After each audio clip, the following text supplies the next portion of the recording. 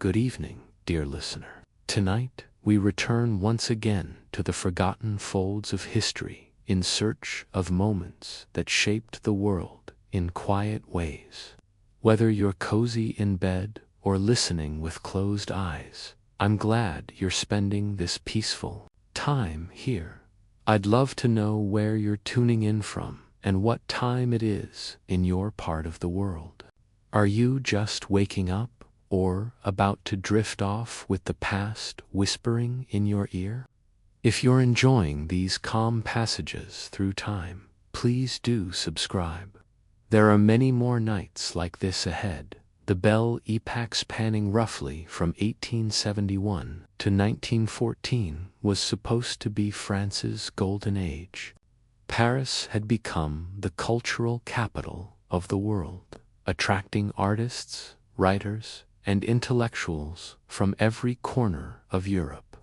The city pulsed with innovation, creativity, and an intoxicating sense that anything was possible. But beneath this glittering surface, something darker was brewing. Absinthe had arrived in Paris like a beautiful poison, seducing the creative class with promises of enhanced imagination and artistic insight. The ritual itself was mesmerizing, slowly dripping ice-cold water over a sugar cube balanced on an ornate spoon, watching as the clear green liquid transformed into an opalescent, cloudy elixir. This wasn't just drinking, it was a ceremony, a gateway to altered consciousness that seemed to unlock the deepest chambers of creativity. The numbers tell an incredible story. By the 1890s, Parisians were consuming over 36 million liters of absinthe annually. That's enough to fill nearly 15 Olympic swimming pools with this potent green spirit. 5 o'clock in the afternoon became known as Le Hervert, the green hour, when cafes across Paris would fill with the distinctive aroma of anise and wormwood, as patrons performed their daily absinthe rituals. But who were these people gathering for the green hour? They weren't just casual drinkers looking for an evening buzz. These were the titans of artistic expression. Henri de Toulouse-Lautrec, who famously hollowed out his walking cane to carry absinthe wherever he went. Edgar Degas, whose paintings captured the ethereal quality of Parisian nightlife fueled by the green fairy. Paul Verlaine and Arthur Rimbaud, whose tempestuous relationship was as intoxicated by absinthe as it was by passion. The most fascinating aspect of absinthe culture wasn't just who drank it, but how it fundamentally altered the creative process itself. Writers reported that absinthe unlocked linguistic possibilities they never knew existed. Painters claimed colors became more vivid, more emotionally resonant. Musicians found melodies flowing from their instruments with supernatural ease. The drink seemed to dissolve the barriers between conscious thought and pure creative expression. Take Oscar Wilde, for example, who became one of absinthe's most eloquent advocates during his time in Paris. He described the experience with typical Wilden flair. After the first glass, you see things as you wish they were. After the second, you see things as they are not. Finally, you see things as they really aren't. That is the most horrible thing in the world. This wasn't just poetic exaggeration. Wilde was documenting a genuine psychological phenomenon that millions of Parisians were experiencing daily. The absinthe experience was unlike anything people had encountered before. Unlike wine or beer, which simply dulled the senses, absinthe seemed to sharpen certain perceptions while completely distorting others. Drinkers reported synesthesia, hearing colors, seeing sounds, experiencing a blending of sensory input that created entirely new forms of perception. This wasn't mere intoxication. It was a fundamental alteration of consciousness that seemed tailor-made for artistic exploration. The chemical composition of authentic Belle Époque absinthe was significantly different from anything available today. The key ingredient, grand wormwood, contained high concentrations of thujona compound that affects the same neural pathways as cannabis, but with completely different results. Modern scientific analysis has revealed that 19th century absinthe contained thujan levels that were literally 10 times higher than anything legally produced today. But thujan was just one piece of a complex chemical puzzle. Authentic absinthe contained a botanical symphony: sweet fennel, green anise, petite wormwood, hyssop, lemon balm, angelica root, star, anise, dittany, juniper, nutmeg, and veronica. Each ingredient contributed its own psychoactive properties, creating a compound effect that no single substance could achieve alone. The production process itself was almost alchemical in its complexity. Master distillers guarded their recipes like state secrets, passing down techniques through generations of carefully selected apprentices. The distillation required precise timing, exact temperatures, and an almost mystical understanding of how different botanical essences would interact during the process. What made Belle Époque absinthe particularly potent was the secondary process. After the initial distillation, the clear spirit would be redistilled with additional herbs to achieve that characteristic green color. This wasn't just for aesthetics. The secondary botanicals added another layer of psychoactive compounds that intensified the overall effect. The typical absinthe of this era contained between 68% and 72% alcohol, by volume nearly twice as strong as modern whiskey or vodka. But the high alcohol content wasn't what made absinthe unique. It was the combination of extreme potency with psychoactive botanicals that created an entirely new category of intoxication. Caf culture in Belle Époque Paris revolved around these absinthe rituals. The Caf de la Régence and dozens of other establishments became temples to the Green Fairy. Each café developed its own variation of the absinthe service, with specialized glassware, unique spoon designs, and signature water-dripping techniques that became part of the establishment's identity. The social dynamics around absinthe consumption created a fascinating subculture within Parisian society. Absinthe drinkers developed their own vocabulary, their own etiquette, and their own social hierarchies. Newcomers to the absinthe scene were easily identified by their clumsy handling of the ritual, while seasoned drinkers performed the ceremony with ballet-like precision that commanded respect. From fellow devotees, women's relationship with absinthe was particularly complex and controversial. While Victorian society typically restricted women's public drinking, absinthe culture was surprisingly egalitarian. Female artists, writers, and intellectuals participated fully in café society, using absinthe as both creative fuel and social lubricant in ways that challenged traditional gender roles. The economic impact of absinthe on Parisian society was staggering. Entire industries developed around absinthe culture.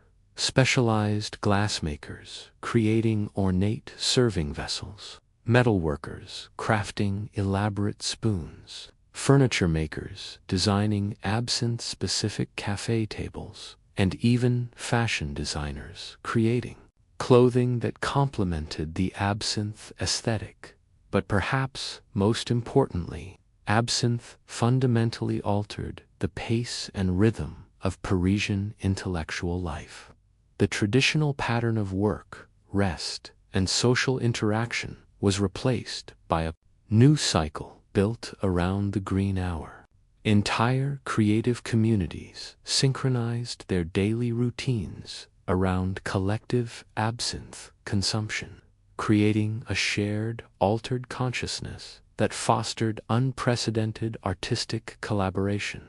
The medical establishment of the time was completely unprepared for the phenomenon of mass absinthe consumption. Doctors began documenting strange new symptoms, patients reporting vivid hallucinations that persisted long after the alcohol had metabolized. Creative individuals experiencing periods of superhuman productivity followed by complete psychological collapse and an alarming increase in what physicians termed artistic madness. These weren't isolated cases or exaggerated reports from temperance advocates. Hospital records from Belle, Époque, Paris show a dramatic spike in admissions for what doctors classified as absinthism, a distinct medical condition that seemed to combine the worst aspects of alcoholism with entirely new forms of mental deterioration. The symptoms of chronic absinthe consumption were unlike anything medical science had previously encountered. Patients exhibited extreme sensitivity to light and sound, reported persistent visual disturbances that resembled hallucinations but occurred during complete sobriety, and displayed cognitive patterns that alternated between brilliant clarity and complete confusion. Most disturbing of all, many patients seemed to develop a permanent alteration in their perception of reality that persisted long after they stopped drinking absinthe entirely. What doctors didn't understand at the time was that they were witnessing the first documented case of mass psychoactive substance abuse in modern history. The combination of extreme alcohol content and thujan-rich botanical compounds was creating neurological changes that went far beyond simple intoxication. Modern neuroscience suggests that chronic absinthe consumption was literally rewiring the brains of its users, creating permanent alterations in how they processed sensory information and constructed reality. The most tragic cases involved some of the era's most celebrated creative minds. Take Paul Verlaine, whose descent into absinthism became a cautionary tale that horrified even his fellow bohemians. Verlaine's medical records, discovered in Parisian hospital archives, describe a man whose brilliant poetic mind had been systematically destroyed by years of heavy absinthe consumption. He experienced violent mood swings, persistent hallucinations of insects crawling beneath his skin, and purr.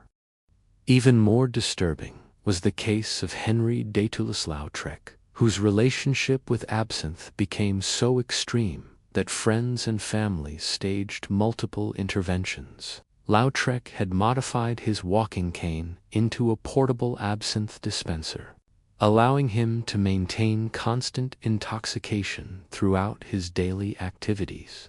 His letters from this period reveal a mind trapped between moments of artistic brilliance and episodes of complete psychological breakdown. But here's where the story becomes truly fascinating. Despite the obvious dangers, absinthe consumption continued to skyrocket throughout the 1890s. Why would intelligent, educated people continue using a substance that was clearly destroying their mental health? The answer lies in understanding the addictive properties of absinthe that went far beyond physical dependency. Absinthe created what modern addiction specialists would recognize as psychological dependency of the most insidious kind. Users didn't just crave the substance, they became convinced that their creative abilities were impossible without it. Writers believed their words would lose their power. Painters feared their colors would become dull. Musicians worried their melodies would disappear forever if they stopped drinking the green fairy dot. This wasn't mere superstition. Absinthe did genuinely enhance certain cognitive functions in the short term. The thujan compounds acted as a mild stimulant, while the high alcohol content reduced inhibitions, creating a mental state that was simultaneously relaxed and hyped. For creative individuals, this combination produced genuine breakthroughs in their artistic work that seemed impossible to achieve through sobriety alone. The social pressure within Parisian artistic circles made stopping even more difficult. Absinthe consumption had become so integrated into creative culture that abstaining was seen as intellectual cowardice. Artists who tried to quit were often ostracized from café society, losing not just their social connections, but their professional networks and collaborative opportunities. The government's response to the growing absinthe crisis reveals just how deeply the substance had penetrated French society. Initial attempts at regulation were met with fierce resistance, not just from drinkers, but from café owners, distillers, and even medical professionals who argued that absinthe was essential to French cultural identity. The French Academy of Medicine commissioned the first comprehensive study of absinthism in 1901, led by Dr. Valentine Magnin, whose research would eventually change everything. Magnan's experiments on laboratory animals revealed that absinthe produced brain lesions and behavioral changes that were distinctly different from those caused by alcohol alone. His findings suggested that the botanical compounds in absinthe were neurotoxic in ways that pure alcohol was not. But Magnan's most shocking discovery came from studying the brains of deceased absinthe users. Autopsy results showed consistent patterns of brain damage in the frontal cortex, the region responsible for executive function and impulse control. These weren't the typical changes associated with alcoholism, but rather specific types of neural deterioration that seemed to be caused by the unique chemical composition of absinthe. The international medical community was stunned by these findings. Here was scientific proof that absinthe wasn't just another alcoholic beverage, but rather a genuinely dangerous psychoactive substance that could cause permanent brain damage. Countries across Europe began conducting their own studies, and the results were consistently alarming. Switzerland, where absinthe had originated, became the first country to completely ban the substance in 1910, after a particularly horrific incident known as the Lanfray murders. Jean Lanfray, a Swiss farmer and chronic absinthe user, killed his pregnant wife and 2 daughters during what witnesses described as an absinthe-induced psychotic episode. The case became international news and galvanized the growing anti-absinthe movement across Europe, but in France, the cultural attachment to absinthe ran much deeper than mere recreational drinking. Absinthe had become intertwined with French national identity, particularly the romantic notion of the tortured artist whose suffering produced transcendent art. The idea that this suffering might be artificially induced by a toxic substance challenged fundamental assumptions about creativity, authenticity, and the price of artistic genius.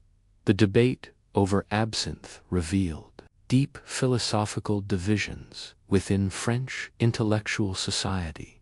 Conservative critics argued that absinthe was destroying the moral fabric of the nation, turning productive citizens into delusional addicts who contributed nothing to society beyond their own artistic indulgence.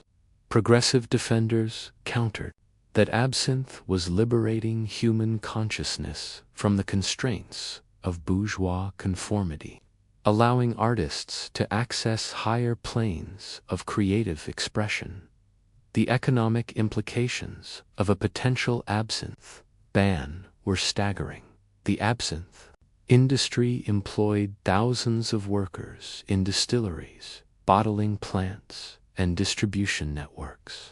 Cafe owners argued that banning absinthe would destroy their businesses, since the elaborate rituals and extended consumption periods associated with absinthe drinking generated far more revenue than simple beer or wine service. Perhaps most importantly, absinthe had become the defining element of what the world saw as quintessentially Parisian culture. Tourists flocked to Paris specifically to experience the mystique of absinthe cafes, and the Green Ferry had become as much a symbol of French sophistication as the Eiffel Tower or the Louvre. Banning absinthe would mean abandoning one of France's most powerful cultural exports. The artistic community's response to the growing anti-absinthe movement was swift and passionate.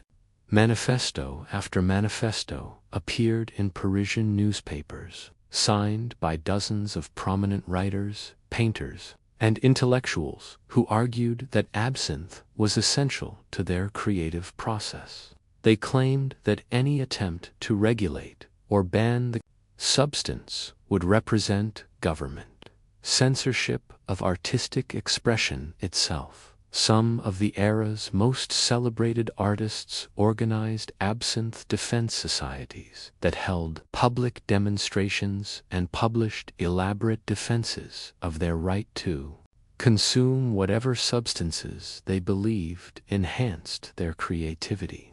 These weren't just social gatherings, but rather organized political movements that viewed the absinthe debate as part of a larger struggle between individual freedom and state control. The most articulate defender of absinthe was surprisingly Oscar Wilde, whose eloquent essays on the subject became rallying cries for the pro-absinthe movement. Wilde argued that absinthe represented humanity's eternal quest to transcend the limitations of ordinary consciousness, and that banning it would be equivalent to outlawing poetry, music, and art itself. But even as artists defended their right to consume absinthe, the evidence of its destructive effects continued to mount. Hospital admission rates for absinthism were climbing exponentially, and the symptoms were becoming increasingly severe and bizarre. Doctors began documenting cases that defied all previous medical understanding. Patients were arriving at hospitals, claiming they could see music as geometric patterns floating through the air, or that colors had developed distinct personalities that spoke to them in whispers. One particularly disturbing case involved a prominent sculptor who became convinced that his hands were slowly dissolving, even though physical examination revealed no abnormalities whatsoever. The medical journals of the period read like collections of supernatural horror stories rather than scientific documents. Dr. Auguste Morel published a comprehensive study in 1902 that catalogued over 300 distinct symptoms associated with chronic absinthe consumption. His patients reported experiences that seemed to exist in a twilight zone between hallucination and reality, shadows that moved independently of their sources, conversations with deceased relatives who appeared as vivid as living people, and the persistent sensation that their thoughts were being broadcast aloud for everyone to hear. What made these cases particularly unsettling was their consistency across different social classes and geographic regions. Wealthy Parisian intellectuals were experiencing identical symptoms to working-class laborers who had access to cheaper, more adulterated versions of absinthe. This suggested that the core psychoactive compounds in absinthe were producing predictable neurological effects, regardless of the drinker's background or the specific brand they consumed. The most systematic investigation into absinthe's effects came from Dr. Emil Kreppelin in Germany, who conducted controlled experiments comparing alcohol intoxication with absinthe consumption. His findings were revolutionary for their time and remain relevant to modern neuroscience. Kreppelin discovered that absinthe produced a unique form of intoxication, characterized by heightened sensory perception combined with severely impaired judgment and impulse control. Kreppelin's subjects, consistently, reported that absinthe made colors appear more saturated, sounds more crisp and detailed, and textures more pronounced. However, these enhanced perceptions came at a devastating cost to their cognitive functioning. Simple mathematical calculations became impossible. Basic social interactions turned chaotic and inappropriate, and subjects frequently engaged in dangerous behaviors that they would never consider while sober or even heavily intoxicated with alcohol alone. The neurological mechanism behind these effects remained mysterious until Kreppelin began examining brain from laboratory animals that had been given absinthe extracts. What he found challenged everything the medical community thought they knew about psychoactive substances. The Thujan compounds in absinthe were binding to specific receptor sites in the brain that controlled both sensory processing and executive function, creating a neurochemical storm that enhanced perception while simultaneously destroying the brain's ability to interpret those enhanced perceptions rationally. This discovery explained why absinthe users often produced brilliant creative work during the early stages of their consumption, only to descend into complete madness as their usage increased. The same neurochemical processes that enhanced artistic perception were gradually destroying the brain structures responsible for maintaining contact with reality. The French government found itself in an impossible position. The scientific evidence against absinthe was becoming overwhelming, but the cultural and economic forces supporting it were equally powerful. President Émile Loubet privately acknowledged that absinthe posed a genuine public health crisis, but publicly maintained that any regulation would require extensive study and consultation with affected industries.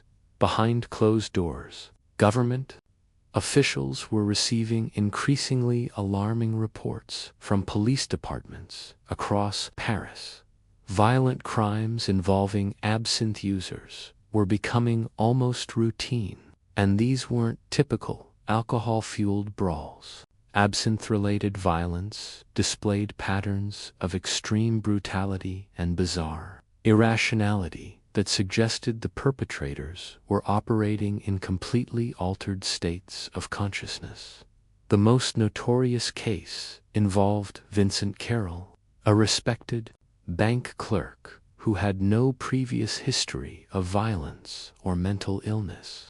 After consuming approximately 8 glasses of absinthe during a single evening, Carroll became convinced that his neighbors were plotting to poison his water supply. He systematically murdered 3 families in his apartment building before police could subdue him.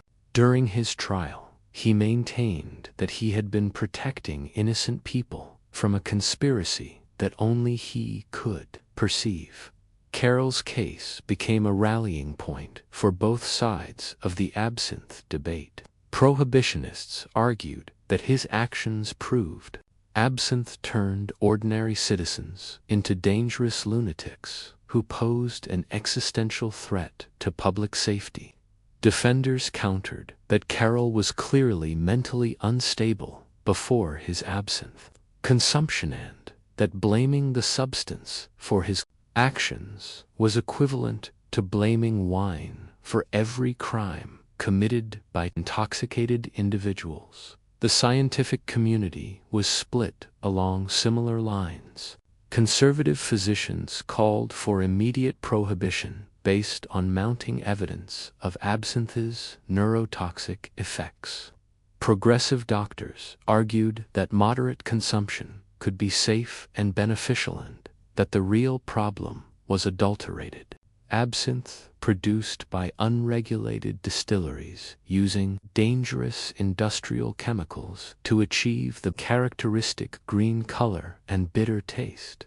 This distinction between authentic and counterfeit absinthe became crucial to understanding the full scope of the crisis. Laboratory analysis revealed that many commercial absinthes contained compounds that had nothing to do with traditional botanical ingredients. Cheap producers were using copper sulfate for coloring, antimony trichloride for the clouding effect, and various industrial solvents to approximate the complex flavor profile of genuine wormwood distillation. These adulterants were often more dangerous than the absinthe itself. Copper sulfate poisoning caused symptoms that perfectly mimicked the worst effects of absinthism: violent hallucinations, uncontrollable tremors, and progressive neurological deterioration. Antimony trichloride attacks the central nervous system in ways that create permanent brain damage indistinguishable from the effects attributed to thujone. The revelation that much of what people thought was absinthe poisoning was actually heavy metal toxicity complicated the regulatory debate enormously. Prohibitionists argued that the widespread adulteration proved that absinthe could never be safely regulated, since consumers had no way to distinguish authentic products from dangerous counterfeits. Industry defenders maintained that proper regulation and quality control could eliminate the adulterant problem while preserving access to genuine absinthe for responsible consumers. Meanwhile, the cultural impact of absinthe continued to expand beyond its original artistic circles. Middle-class Parisians began incorporating absinthe rituals into their social routines, viewing the elaborate preparation ceremony as a mark of sophistication and worldliness.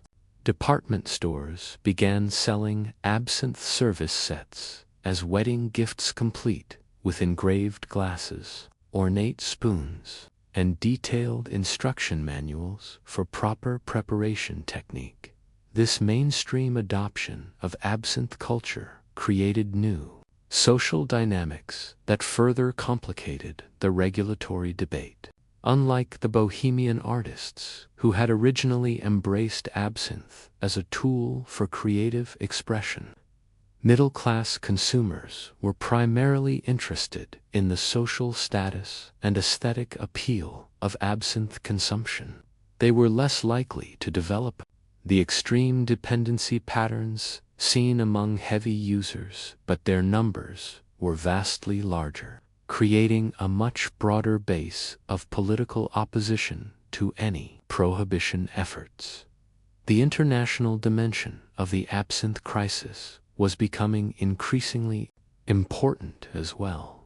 American temperance activists had begun citing French absinthe consumption as evidence that European moral degeneracy was spreading globally. British medical journals published sensationalized accounts of Parisian absinthism as cautionary tales about the dangers of unregulated alcohol policy. German and Italian authorities implemented their own studies of absinthe effects, generally confirming the French findings, but reaching different conclusions about appropriate regulatory responses. The Swiss ban had created an interesting natural experiment in absinthe prohibition. Cross-border smuggling flourished immediately, with French and Italian producers developing sophisticated distribution networks to supply Swiss consumers who refused to give up their traditional drink. Black market absinthe was often more dangerous than legal varieties, since smugglers had strong incentives to use the cheapest possible ingredients and production methods. More importantly, the Swiss ban had virtually no impact on consumption patterns in neighboring regions. French absinthe producers simply redirected their Swiss exports to other markets, while Swiss consumers crossed borders regularly to maintain their drinking habits. This suggested that national prohibition might be ineffective unless implemented simultaneously across multiple countries. The economic arguments against absinthe prohibition were becoming more sophisticated as well. Industry representatives commissioned detailed studies showing that absinthe-related businesses employed over 50,000 people directly, with perhaps twice that number dependent on the industry indirectly through suppliers, distributors, and service providers. The tax revenue generated by absinthe sales represented a significant portion of municipal budgets in major cities, funding everything from public works projects to educational initiatives. Cafe owners presented particularly compelling arguments about the cultural and economic importance of absinthe service. The elaborate rituals and extended consumption periods associated with absinthe drinking created a unique form of social space that had become central to Parisian intellectual life. Writers, artists, and political activists conducted much of their collaborative work in absinthe cafes, using the shared, altered consciousness produced by the drink to facilitate creative and intellectual breakthroughs that would have been impossible in conventional social settings. The feminist implications of the absinthe debate were largely ignored by contemporary observers, but became increasingly important as women's participation in cafe culture expanded. Traditional gender roles severely limited women's access to public social spaces, but absinthe cafes operated according to more egalitarian principles that allowed female intellectuals and artists to participate fully in public intellectual discourse. Women's absinthe consumption patterns differed significantly from men's, both in terms of quantity and social context. Female absinthe users were more likely to drink in private salons or literary gatherings rather than in raucous public cafes. Their engagement with absinthe was often framed as an assertion of intellectual autonomy, deliberate rejection of the constraints placed on women's minds and bodies by conservative society. Thus, the story of absinthe is not merely one of a dangerous drink or a flawed artistic muse. It is a mirror held up to an entire society, revealing its contradictions, its aspirations, its fears, and its relentless pursuit of beauty at any cost. And as the green hour faded into history, what remained was not just a cautionary tale but a profound meditation on the delicate boundary between genius and madness, liberation and self-destruction, and the eternal human desire to see the world not as it is, but as it could be. Consume the drink as part of structured social activities, rather than solitary creative work, and they showed lower rates of dependency and extreme symptomatology. However, when women did develop serious absinthe problems, the social consequences were often more severe due to prevailing attitudes about feminine propriety and maternal responsibility. The medical establishment was particularly concerned about absinthe consumption among pregnant women, though their understanding fetal development was limited by the scientific knowledge available at the time.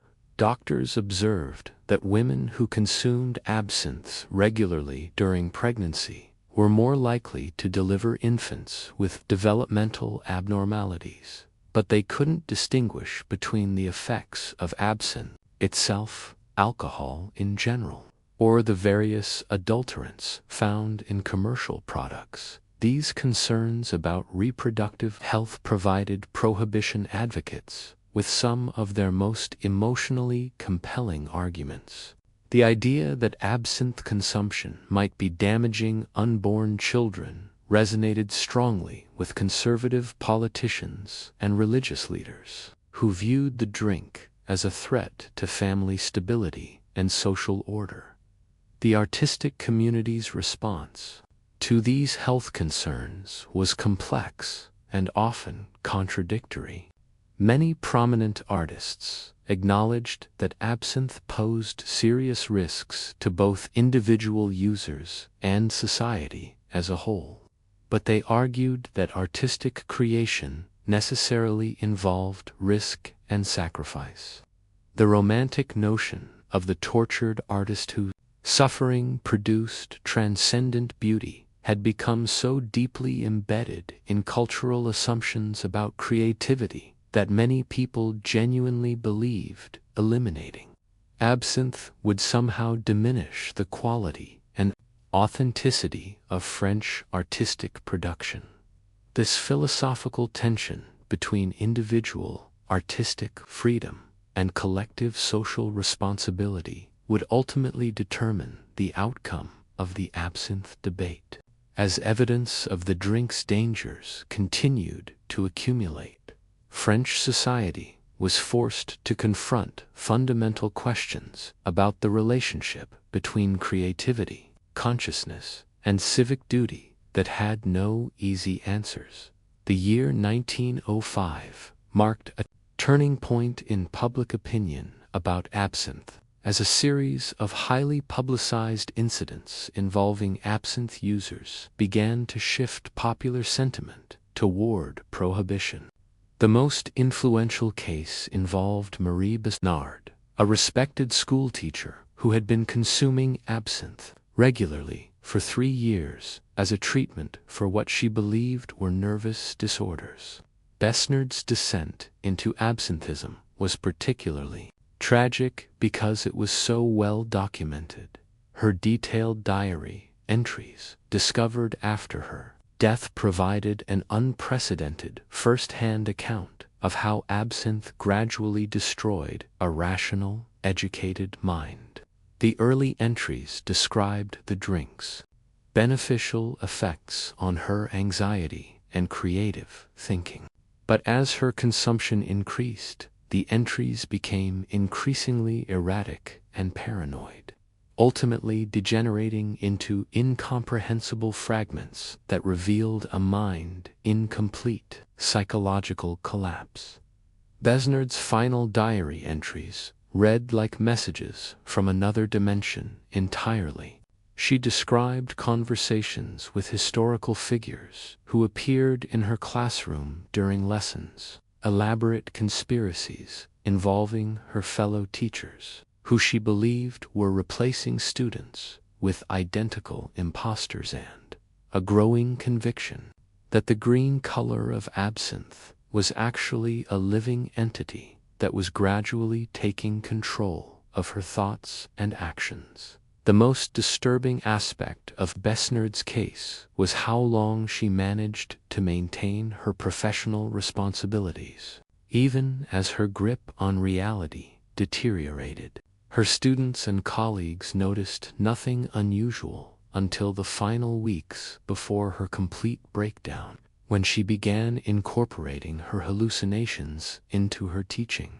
She would interrupt mathematics lessons to point out historical figures, standing in the corners of the classroom, or pause during geography instruction to warn students about the dangers of traveling to countries that existed only in her absinthe-fueled delusions. When Besnard finally collapsed during a parent-teacher conference raving about invisible armies marching through the school hallways, the attending physician discovered that she had been consuming nearly 2 liters of absinthe daily for months. Her autopsy revealed brain damage consistent with the patterns Dr. Magnin had identified in his laboratory studies, providing concrete medical evidence that absinthe could transform a stable, intelligent individual into a dangerous psychotic. Besnard's case became front-page news across France, sparking intense public debate about the wisdom of allowing unlimited access to such a powerful psychoactive substance. Parents demanded to know how many other teachers might be secretly consuming absinthe, while education officials struggled to develop policies for identifying and addressing substance abuse among faculty members. More significantly, the case demonstrated that absinthe's dangers extended far beyond the bohemian artistic circles, where most people assumed the problems were contained. Here was evidence that respectable middle-class professionals could fall victim to absinthism just as completely as the stereotypical tortured artists who frequented Montmartre cafes. The psychological mechanism behind absinthe's addictive properties was becoming clearer as more case studies accumulated. Unlike alcohol, which primarily affected judgment and motor control, absinthe seemed to target the brain's reality testing functions, while leaving other cognitive abilities relatively intact. This created a particularly insidious form of dependency, where users maintained their intellectual capabilities even as their perception of the world became increasingly distorted. Dr. Marcel Briand, who had been studying absinthism for nearly a decade, published a comprehensive analysis in 1906 that revolutionized medical understanding of the condition. Briand had interviewed over 400 chronic absinthe users, documenting their experiences with scientific precision that revealed disturbing patterns in how the substance affected human consciousness. According to Briand's research, absinthe dependency developed in predictable stages that were remarkably consistent across different users. The first stage, which he termed enhancement, typically lasted 6 months to 2 years and was characterized by improved creative output, heightened sensory perception, and increased social confidence. During this phase, users experienced genuine benefits from absinthe consumption that reinforced their belief in the substance's positive effects. The second stage description marked the beginning of serious problems, as users required increasing quantities of absinthe to achieve the same effects. Reality began to bend and shift in subtle ways that users initially interpreted as expanded consciousness rather than psychological deterioration. Colors became unnaturally vivid. Sounds carried emotional weight that seemed profoundly meaningful. Ordinary objects appeared to possess hidden significance that only absinthe could reveal.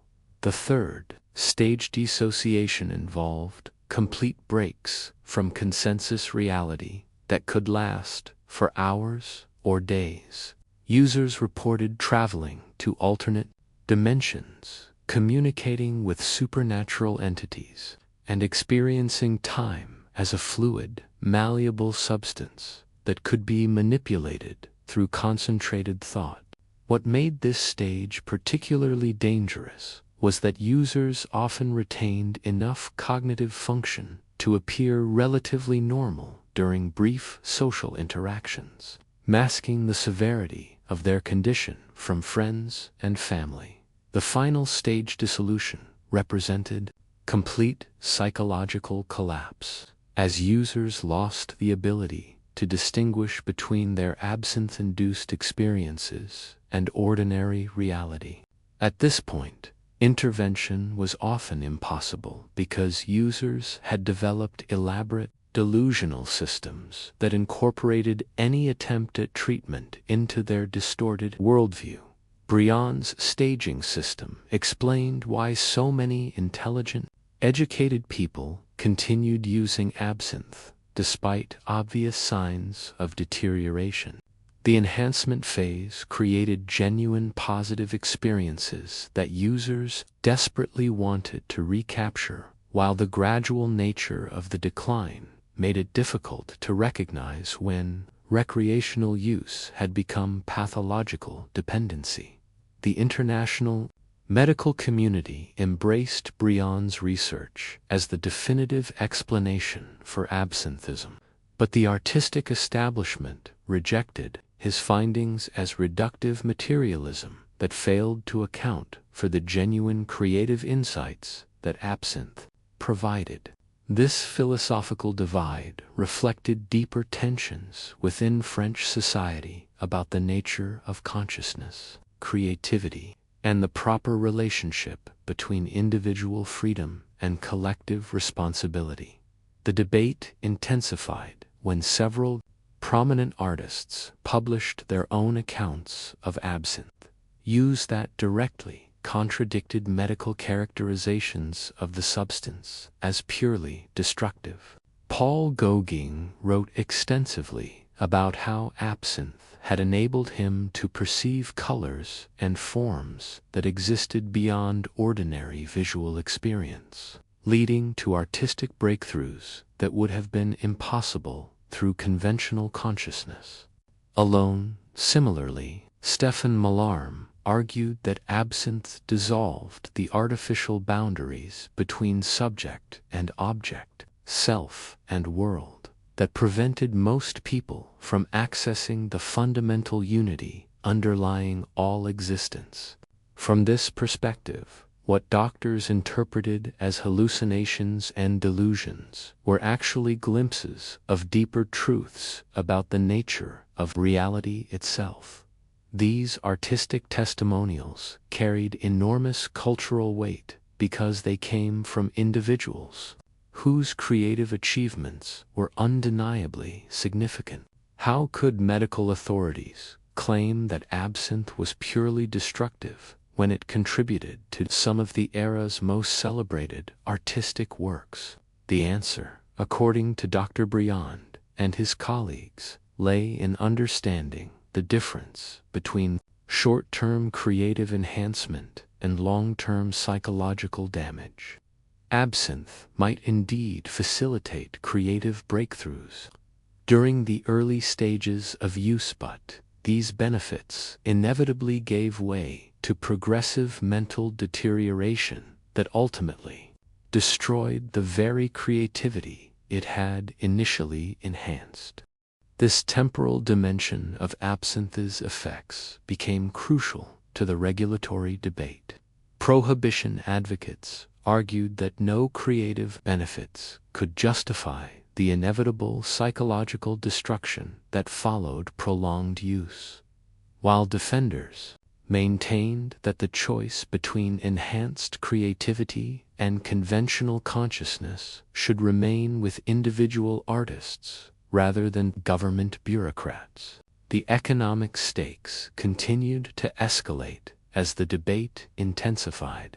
Absinthe production had become one of France's most profitable export industries, with premium brands commanding extraordinary prices in international markets. The distinctive ritual of absinthe consumption had become synonymous with Parisian sophistication, attracting wealthy tourists who spent enormous sums to experience authentic French café culture. Restaurant and café owners formed powerful lobbying groups that argued prohibition would destroy not just their businesses, but the entire tourist economy that had developed around Parisian nightlife. They commissioned studies showing that absinthe establishments employed over 100,000 people, directly or indirectly, making prohibition economically devastating for working-class communities that depended on the hospitality industry. The labor unions representing distillery workers, café employees, and glass manufacturers united in opposition to prohibition, viewing the anti-absinthe movement as an attack on working-class livelihoods disguised as public health advocacy. They organized massive demonstrations in Paris and other major cities, demanding that any regulatory changes include provisions for retraining and economic support for displaced workers. These economic arguments resonated strongly with politicians, who understood that absinthe prohibition could trigger widespread unemployment and social unrest. The substance had become so deeply integrated into French economic life that eliminating it would require massive government intervention to prevent economic collapse in affected regions. The international dimension of the absinthe crisis was also becoming more complex as other European countries grappled with similar problems.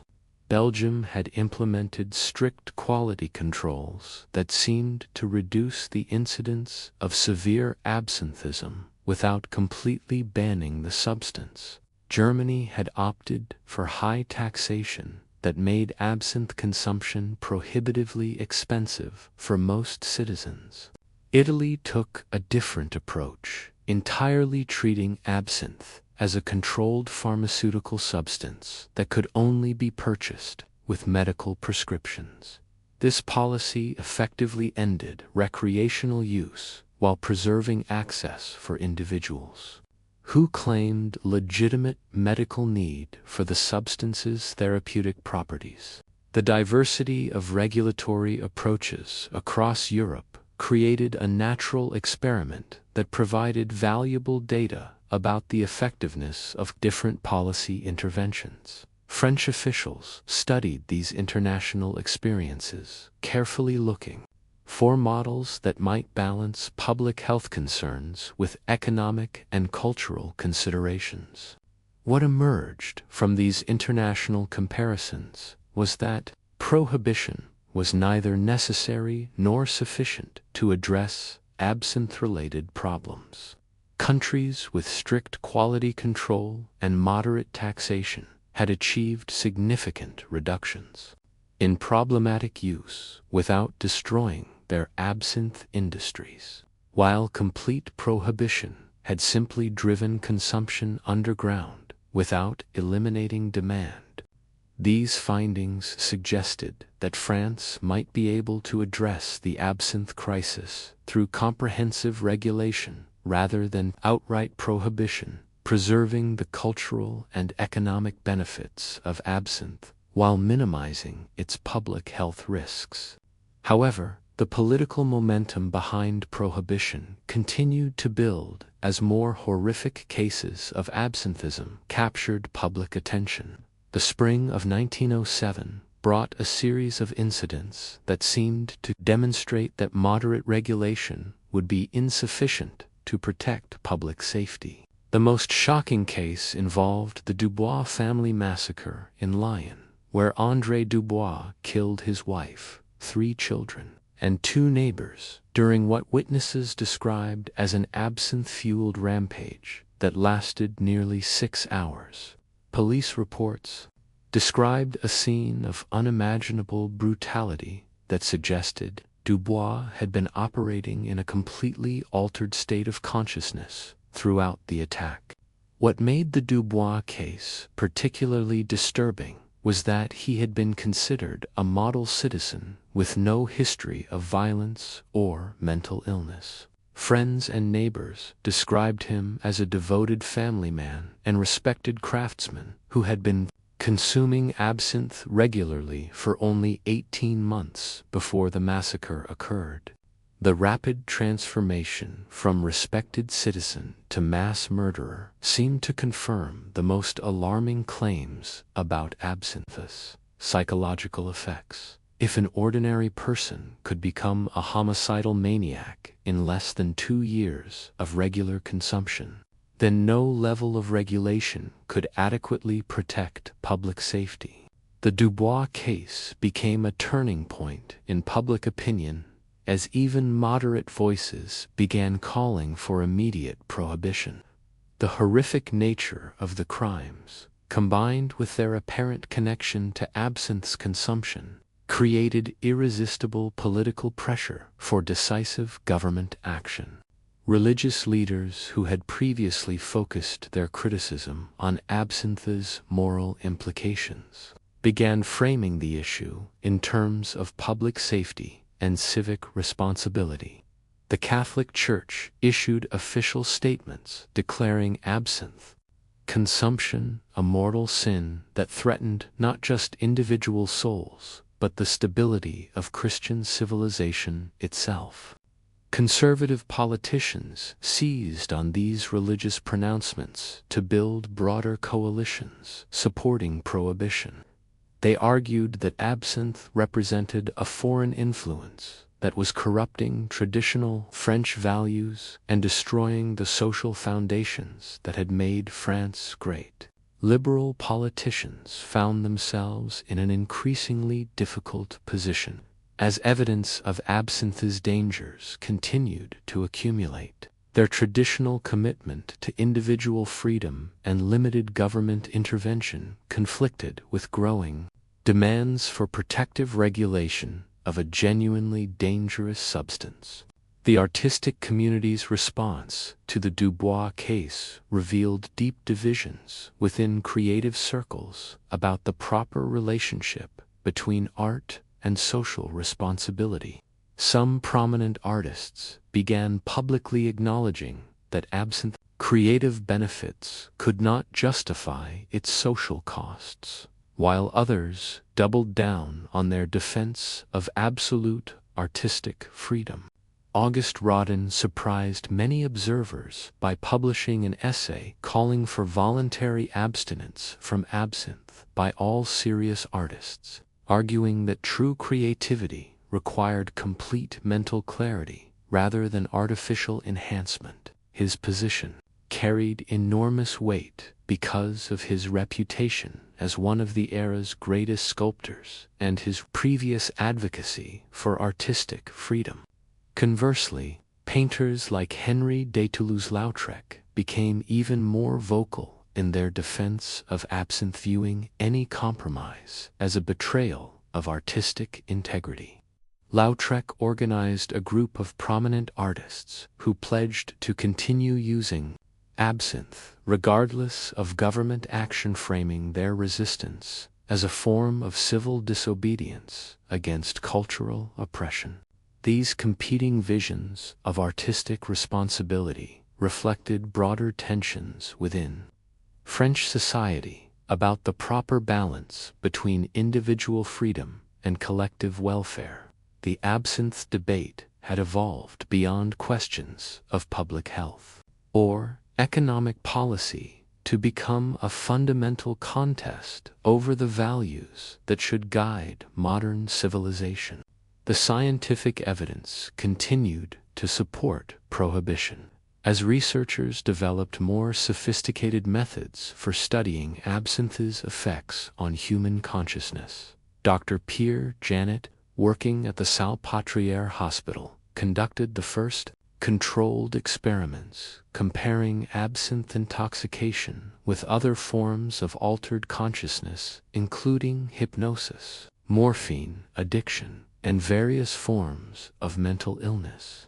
Janet's research revealed that absinthe produced a unique form of consciousness alteration that combined elements of stimulant intoxication, hallucinogenic experience, and dissociative episodes. This combination created psychological states that were unlike anything produced by other known substances, explaining why absinthe users developed such distinctive symptom patterns. More importantly, Janet's work demonstrated that absinthe's effects on consciousness were not simply temporary alterations that disappeared when the substance was metabolized. Chronic users showed permanent changes in brain structure and function that persisted long after they stopped consuming the substance. These findings provided the strongest scientific justification yet for prohibition, as they indicated that even moderate absinthe use could cause cumulative brain damage that would eventually manifest as severe psychological problems. The implications were particularly alarming for occasional users who believed they could avoid absinthe's dangers through careful moderation. Janet's research also explained why absinthe withdrawal was so difficult and why relapse rates were extraordinarily high among users who attempted to quit. The neurological changes caused by chronic consumption created permanent alterations in brain chemistry that made normal consciousness feel incomplete and unsatisfying compared to the enhanced awareness that absinthe provided. The medical establishment embraced Janet's findings as definitive proof that absinthe posed unacceptable risks to public health. Professional medical associations across Europe issued joint statements calling for immediate prohibition of all absinthe production and distribution, arguing that no level of regulation could adequately protect consumers from the substance's inherent dangers. However, the absinthe industry responded with its own scientific studies that challenged the medical consensus. Industry-funded researchers argued that the most severe cases of absinthism involved consumption of adulterated products containing dangerous industrial chemicals, rather than authentic absinthe made from traditional botanical ingredients.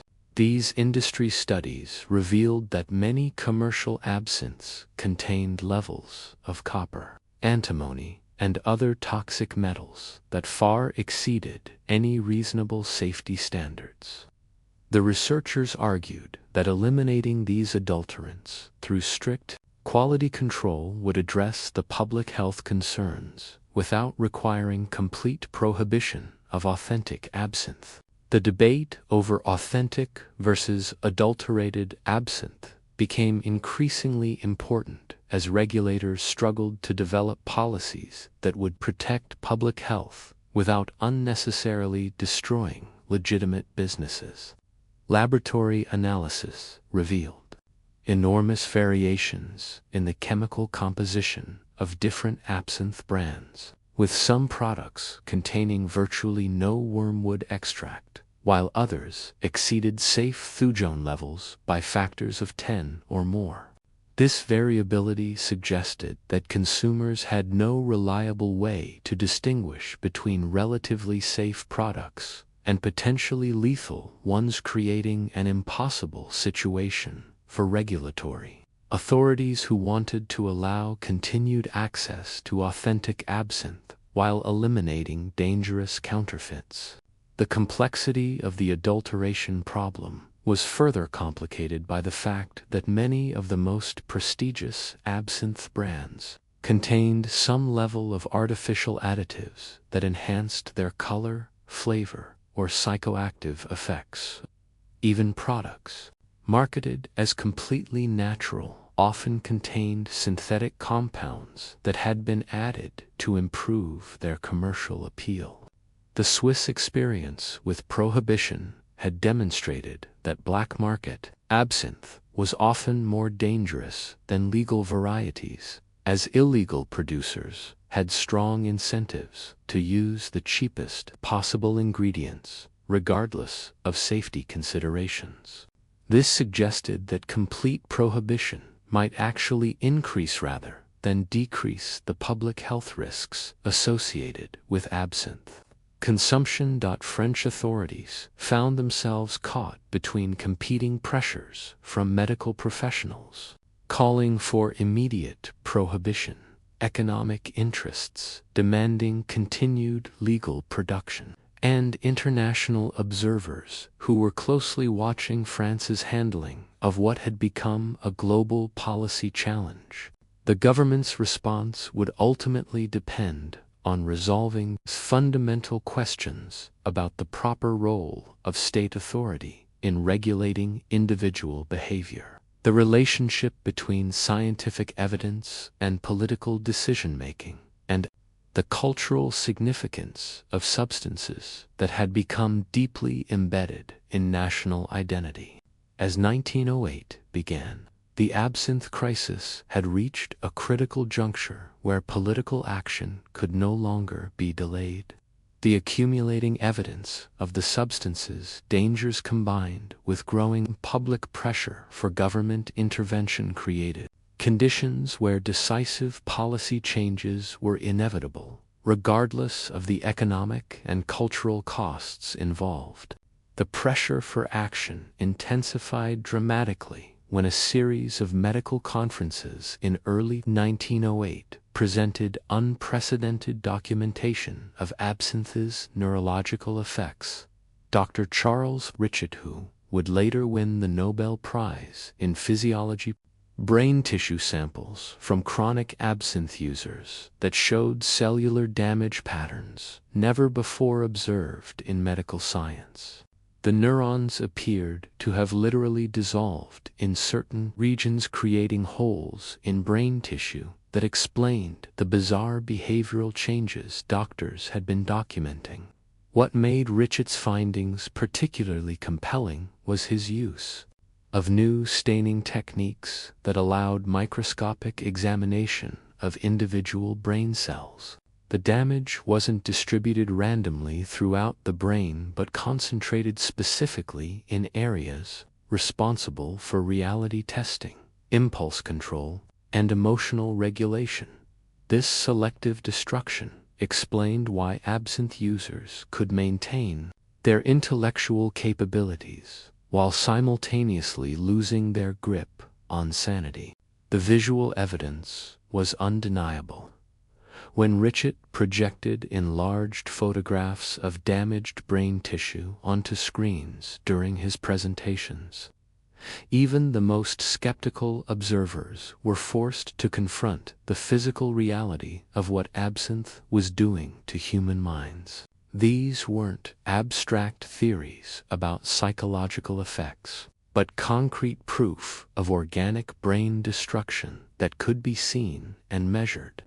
The international medical community was stunned by the severity of the neurological damage. Dr. Emile Kraepelin, whose earlier research had established the scientific foundation for understanding absinthe effects, declared that the substance was more dangerous than any psychoactive compound previously studied.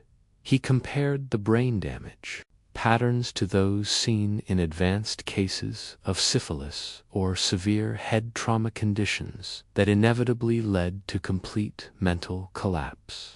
These medical revelations coincided with a dramatic escalation in public incidents involving absinthe users. The winter of 1908 brought an epidemic of violent crimes that seemed to confirm the most alarming predictions about the substance's dangers. Police departments across France reported that absinthe-related arrests had increased by over 300% in just 2 years, with the crimes becoming increasingly bizarre and unpredictable.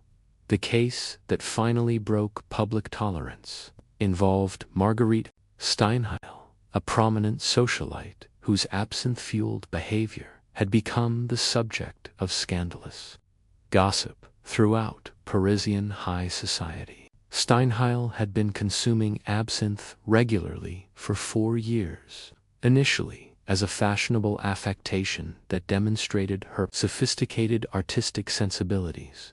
Friends described her early absinthe use as charming and theatrical, involving elaborate ceremonies that showcased her collection of antique glasses and ornate serving spoons. However, Steinheil's relationship with absinthe gradually became darker and more compulsive. She began hosting increasingly strange dinner parties where guests were required to participate in group absinthe consumption rituals that lasted for hours. Attendees reported that these gatherings took on an almost religious intensity, with Steinheil delivering rambling monologues about the spiritual significance of the Green Fairy, while performing bizarre ceremonial preparations. The situation reached its climax during a dinner party in February 1908, when Steinheil became convinced that her guests were actually demons disguised as human beings who had come to steal her soul. She attacked 3 prominent guests with a ceremonial dagger, screaming that she was saving Paris from an infernal conspiracy, politicians with kitchen knives, severely injuring 2 before being subdued by other guests. During the struggle, she repeatedly screamed that the Green Fairy had revealed the true demonic nature of everyone around her. Steinheil's breakdown was particularly shocking because of her social prominence and previous reputation for intelligence and sophistication. Here was a woman who had been educated in the finest schools, who spoke 5 languages fluently, and who had been considered one of the most cultured hostesses in Paris. The idea that absinthe could transform such a person into a violent psychotic terrified the upper classes, who had previously viewed the substance as a harmless indulgence. The medical examination of Steinheil after her arrest revealed the full extent of absinthe's destructive effects on her brain. Dr. Joseph Babinski, one of France's leading neurologists, conducted extensive tests that documented severe impairment in virtually every cognitive function. Steinheil could no longer perform simple arithmetic, recognize familiar faces, or maintain coherent conversations for more than a few minutes at a time. Most disturbing of all, Steinheil showed no awareness that her mental capacities had deteriorated. When asked about her mathematical abilities, she confidently attempted calculations that were completely wrong, but insisted her answers were correct. When shown photographs of her own family members, she claimed they were strangers trying to deceive her about their identities. Her brain had been so damaged that she had lost the ability to recognize her own cognitive limitations. The case became front-page news across Europe, sparking intense debate about whether absinthe posed an existential threat to civilized society itself. If the substance could destroy the mind of an educated, wealthy woman with access to the finest medical care, then no one could consider themselves safe from its effects. Religious leaders seized on the case as evidence that absinthe represented a spiritual as well as physical danger. Cardinal Richard of Paris delivered a sermon describing absinthe as Satan's sacrament, a substance that opened the human soul to demonic possession by destroying the rational faculties that normally protected people from evil influences. This religious interpretation resonated powerfully with conservative Catholics who viewed the absinthe crisis as part of a broader assault on Christian civilization. The feminist implications of the Steinheil case were largely ignored by contemporary observers, but they added another layer of complexity to the regulatory debate. Women's absinthe consumption had been increasing rapidly as café culture became more socially acceptable for respectable ladies. The idea that absinthe could transform refined women into violent criminals challenged fundamental assumptions about feminine nature and raised uncomfortable questions about gender roles in modern society. The economic pressure for prohibition continued to build as insurance companies began refusing to provide coverage for businesses that served absinthe or individuals who were known to consume it regularly. Lloyd's of London, which insured many French commercial enterprises, announced that absinthe-related claims had become so frequent and expensive that they were no longer commercially viable to cover. This insurance crisis created immediate financial problems for café owners, distillers, and anyone else whose livelihood depended on the absinthe trade. Banks became reluctant to provide loans to absinthe-related businesses, and investors began withdrawing support from companies that had significant exposure to the industry. The economic foundation of absinthe culture was crumbling even before formal prohibition was enacted. The international diplomatic implications of France's absinthe crisis were becoming increasingly important as other nations pressured the French government to take decisive action. The United States had already banned absinthe importation, citing public health concerns that were based largely on French medical research. Britain was considering similar restrictions, while Germany had implemented such high taxes on absinthe that consumption had virtually disappeared. French diplomatic officials worried that continued inaction on absinthe would damage France's international reputation and potentially lead to trade restrictions that could harm other French exports. The country that had given the world champagne, cognac, and wine was in danger of becoming synonymous with a substance that was increasingly viewed as a public menace. The artistic community's response to these mounting pressures revealed deep divisions that had been building for years. A group of prominent writers and painters published a manifesto calling for voluntary abstinence from absinthe by all serious artists, arguing that the substance had become a distraction from genuine creative work.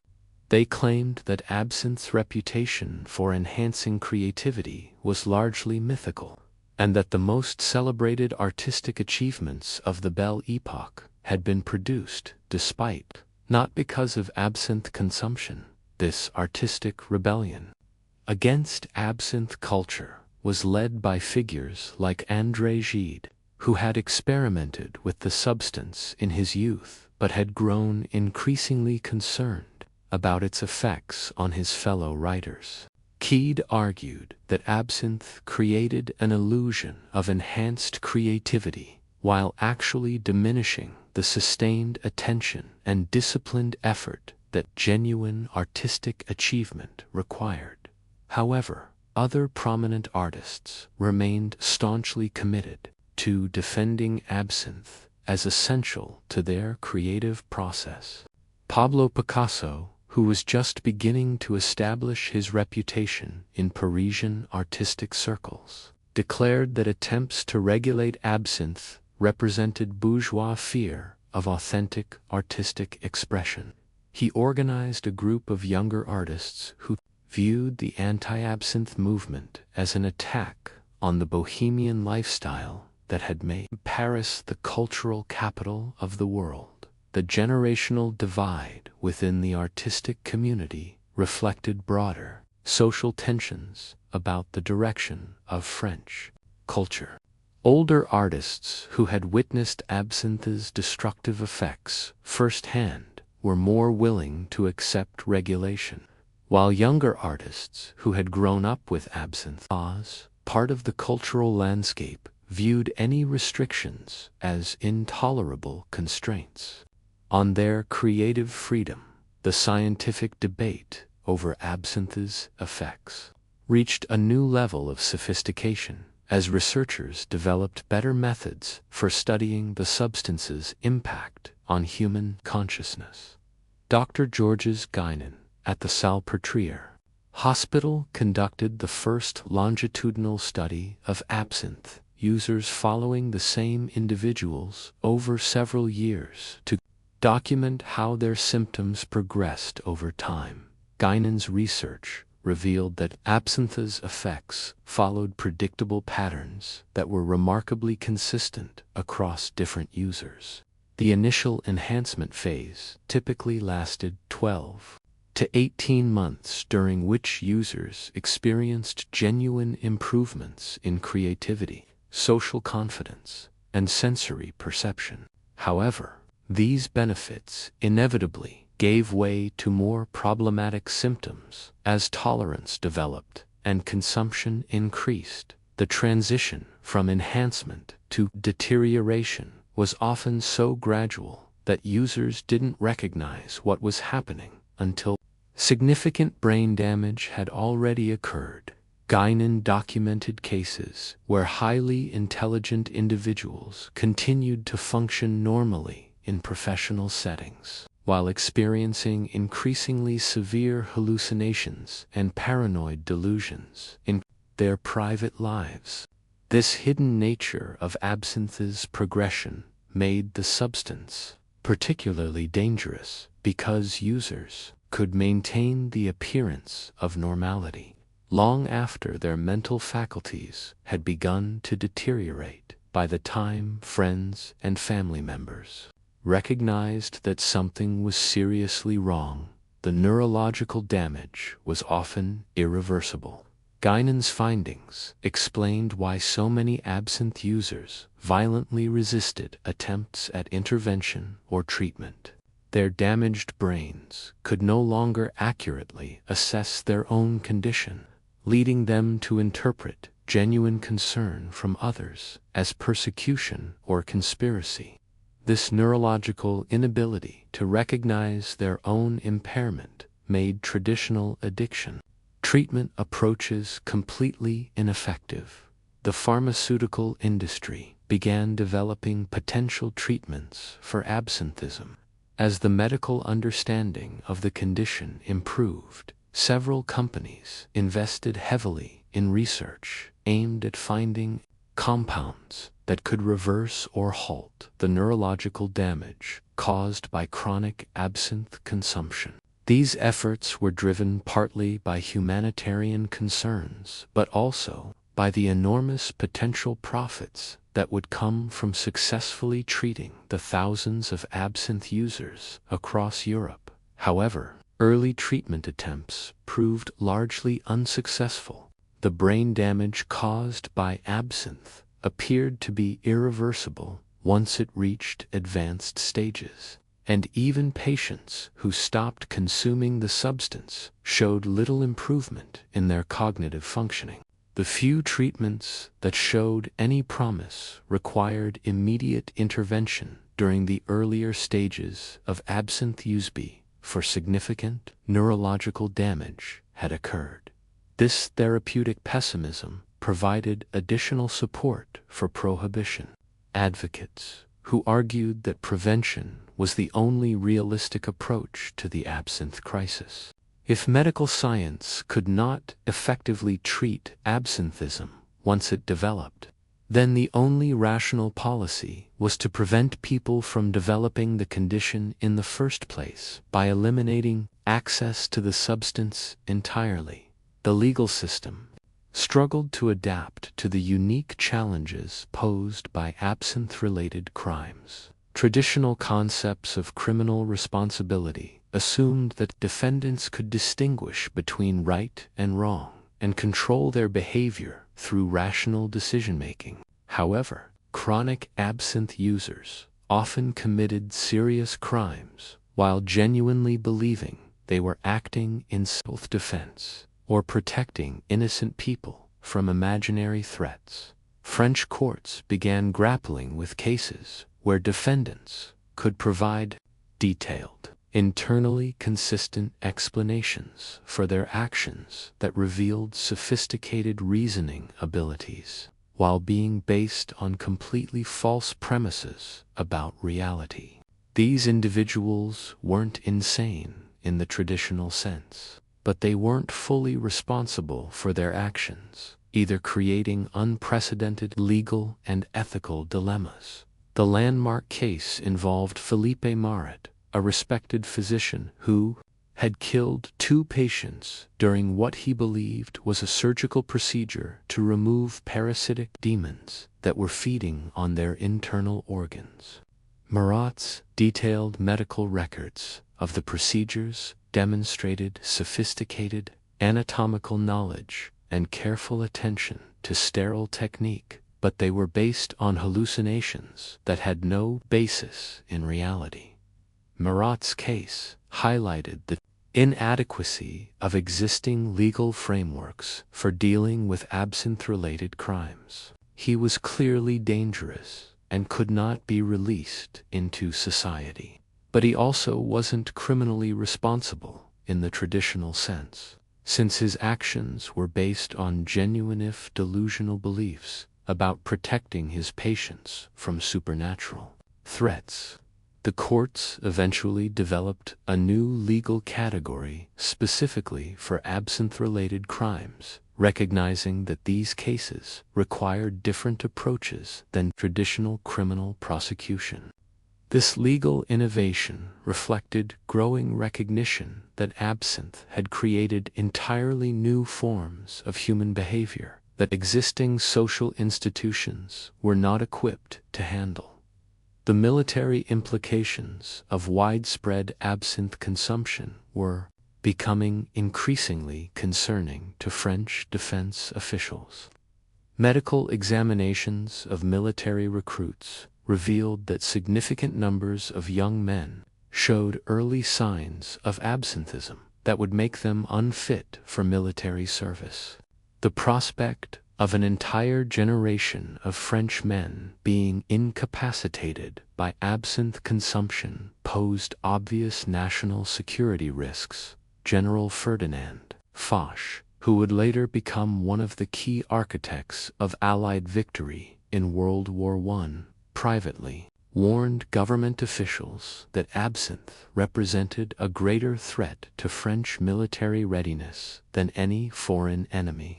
He commissioned studies showing that absinthe consumption among soldiers led to increased rates of desertion, insubordination, and accidental injuries during training exercises. The military's concerns carried enormous political weight because of France's tense relationships with neighboring countries and the growing possibility of armed conflict. Government officials who might have been willing to tolerate absinthe consumption as a civilian matter became much more receptive to prohibition when presented with evidence that the substance was undermining national defense capabilities. The international arms race that was building toward World War I made military preparedness a paramount concern for all European governments. France could not afford to have its military effectiveness compromised by a psychoactive substance that was entirely optional for national survival and prosperity.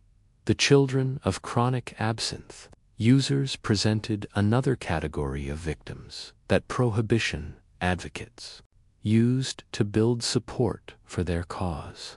Medical examinations revealed that children born to absinthe-consuming parents showed higher rates of developmental abnormalities, learning disabilities, and behavioral problems that appeared to be directly related to their parents' substance use. Dr. Antoine Levasseur conducted the first systematic study of children from absinthe families, documenting patterns of cognitive and emotional development that were distinctly different from those of children from non-using families. These children showed delayed language acquisition, difficulty with abstract reasoning, and unusual sensitivity to sensory stimulations, suggesting their nervous systems had been affected by their parents' absinthe consumption. The mechanism by which parental absinthe use affected children was not fully understood, but the statistical correlations were undeniable. Children from absinthe-using families were 3 times more likely to require special educational services, 4 times more likely to exhibit violent behavior, and 5 times more likely to develop substance abuse problems themselves during adolescence. These findings provided emotional ammunition for prohibition advocates who argued that absinthe consumption was not just an individual choice, but a form of child abuse that condemned innocent young people to lives of cognitive impairment and social dysfunction. The idea that adults had the right to consume dangerous substances became much more controversial when evidence showed that their choices were harming their children. The feminist movement's relationship with the absinthe debate was complex and often contradictory.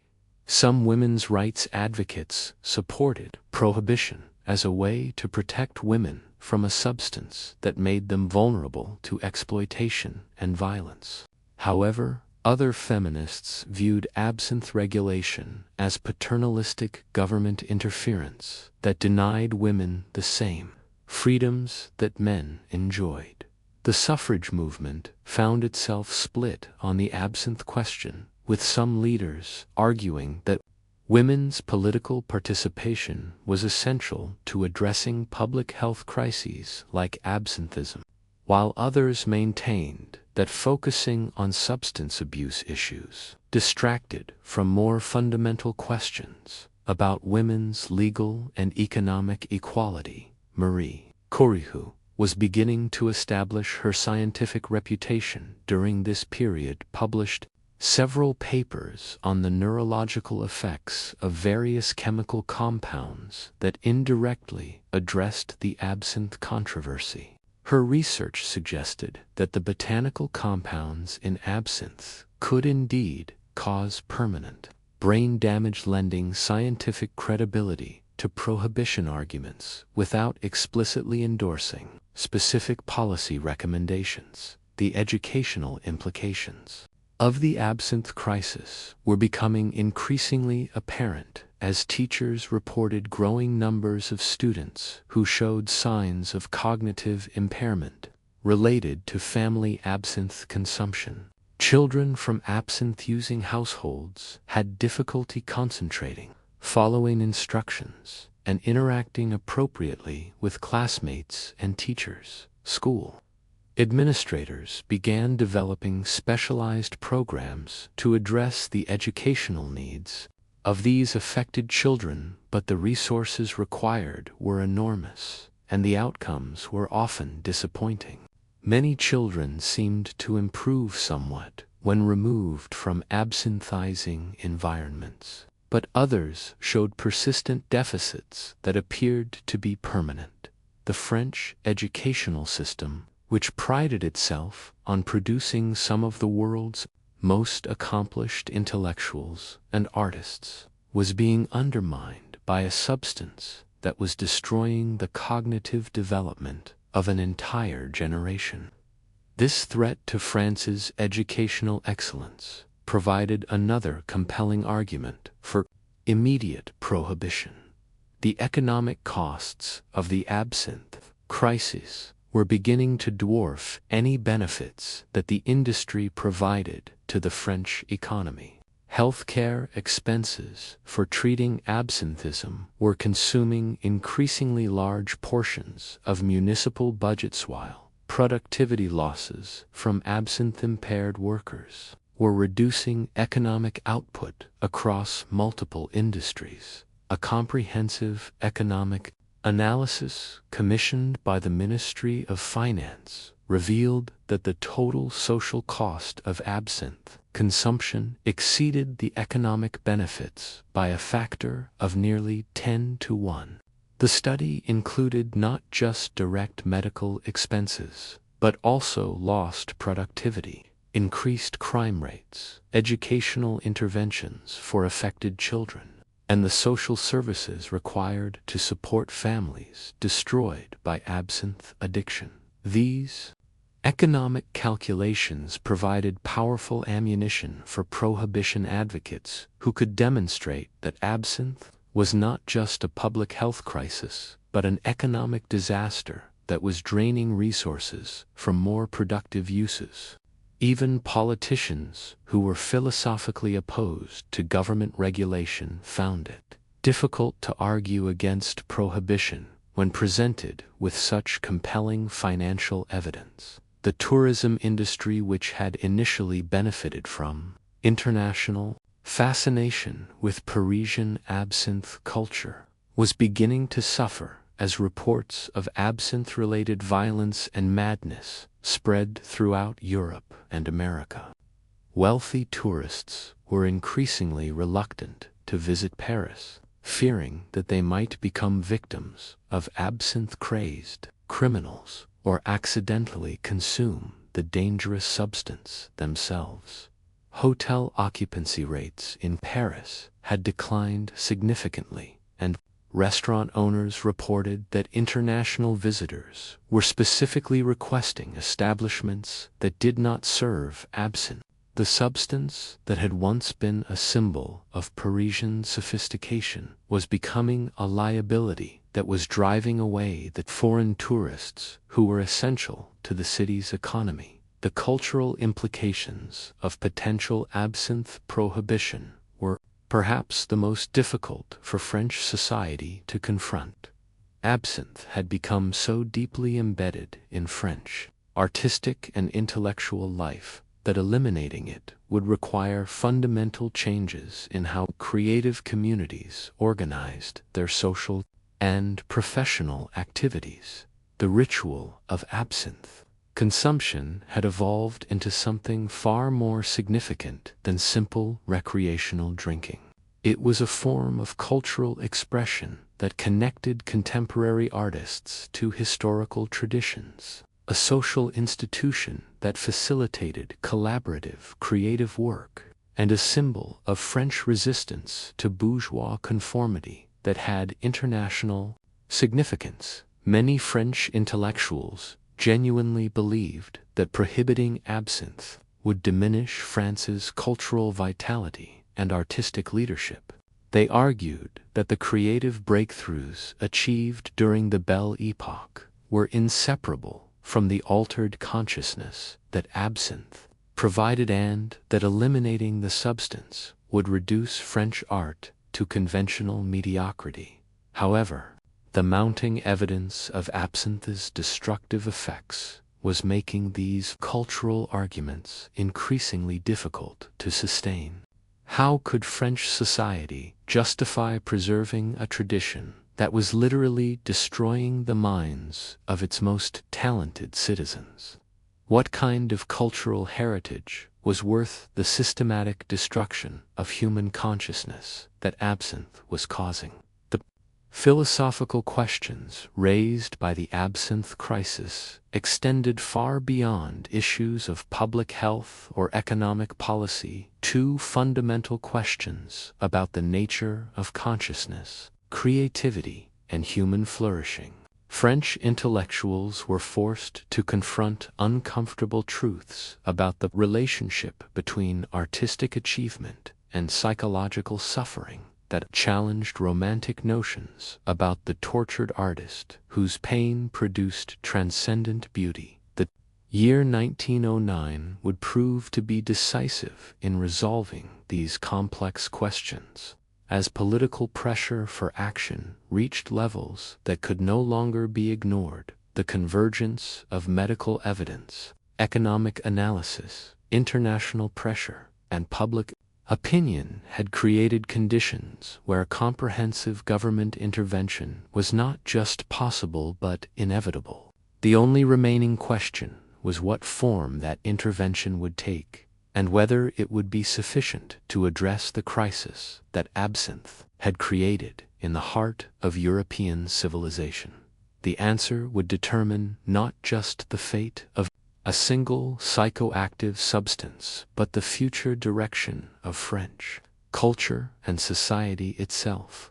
The crisis reached its breaking point in the spring of 1909, when a single incident crystallized all the fears and anxieties that had been building around absinthe consumption. The Café de la Maison, one of Paris's most prestigious establishments, became the scene of what newspapers would later call the Green Ferry Massacre, an event so shocking that it would forever change how French society viewed the emerald-colored spirit that had once been its pride and joy. It began as an ordinary Tuesday evening in May. The café was filled with its usual clientele, wealthy businessmen conducting deals over elaborate dinners, fashionable couples celebrating engagements, and groups of artists and writers engaged in passionate debates about literature and politics.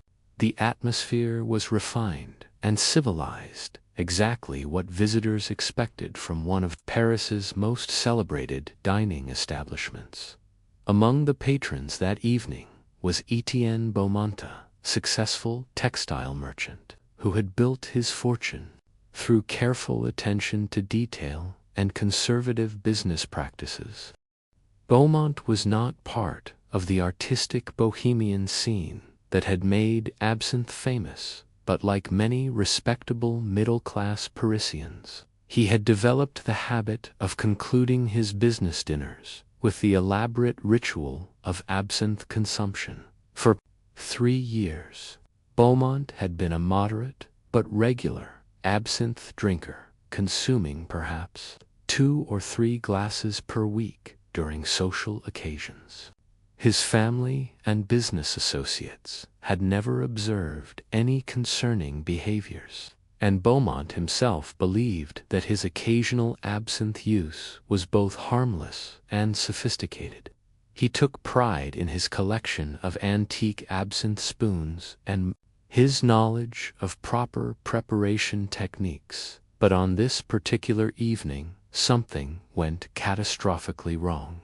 Witnesses later described how Beaumont's demeanor began to change after his second glass of absinthe, becoming increasingly agitated and paranoid. He started making accusations against other diners, claiming they were staring at him with malicious intent.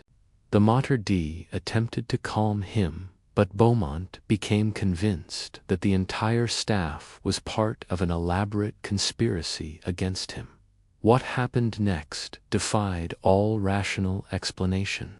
Beaumont suddenly stood up and began attacking other patrons with a carving knife he had seized from a nearby serving cart. His assault was not random violence, but seemed to follow a twisted internal logic.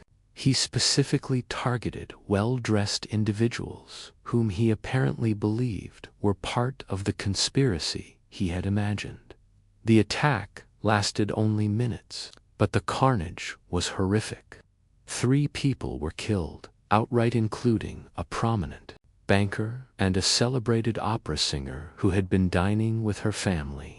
7 others sustained serious injuries before other patrons and staff members could subdue Beaumont. Throughout the struggle, he continued screaming about invisible enemies and supernatural threats that existed only in his absent perception of reality. The medical examination that followed revealed the full extent of absinthe's insidious effects on Beaumont's mind. Despite appearing completely normal to everyone around him, he had been experiencing progressive neurological deterioration for months. His brain showed the same patterns of cellular damage that Dr. Richet had documented in his laboratory studies, concentrated in regions responsible for reality testing and impulse control. Most shocking of all, Beaumont had no memory of the attack hand, genuinely could not understand why he was being held responsible for the deaths and injuries. His damaged brain had completely erased the violent episode from his consciousness, while leaving his other cognitive functions relatively intact. He could still perform complex mathematical calculations and discuss business matters with perfect clarity, but he had lost the ability to distinguish between his hallucinations and actual events. The Cath de la Ime, SON, became front-page news across Europe and Americas, sparking international outrage about France's failure to address the absinthe crisis. Foreign governments that had been privately pressuring France to take action now issued public statements condemning French authorities for allowing such a dangerous substance to remain freely available to the public. The British Parliament held emergency sessions to debate whether British citizens should be advised to avoid traveling to France, entirely given the apparent risk of encountering absinthe-crazed individuals in public places. The American State Department issued travel warnings describing Paris as potentially unsafe for tourists due to widespread absinthe consumption among the local population.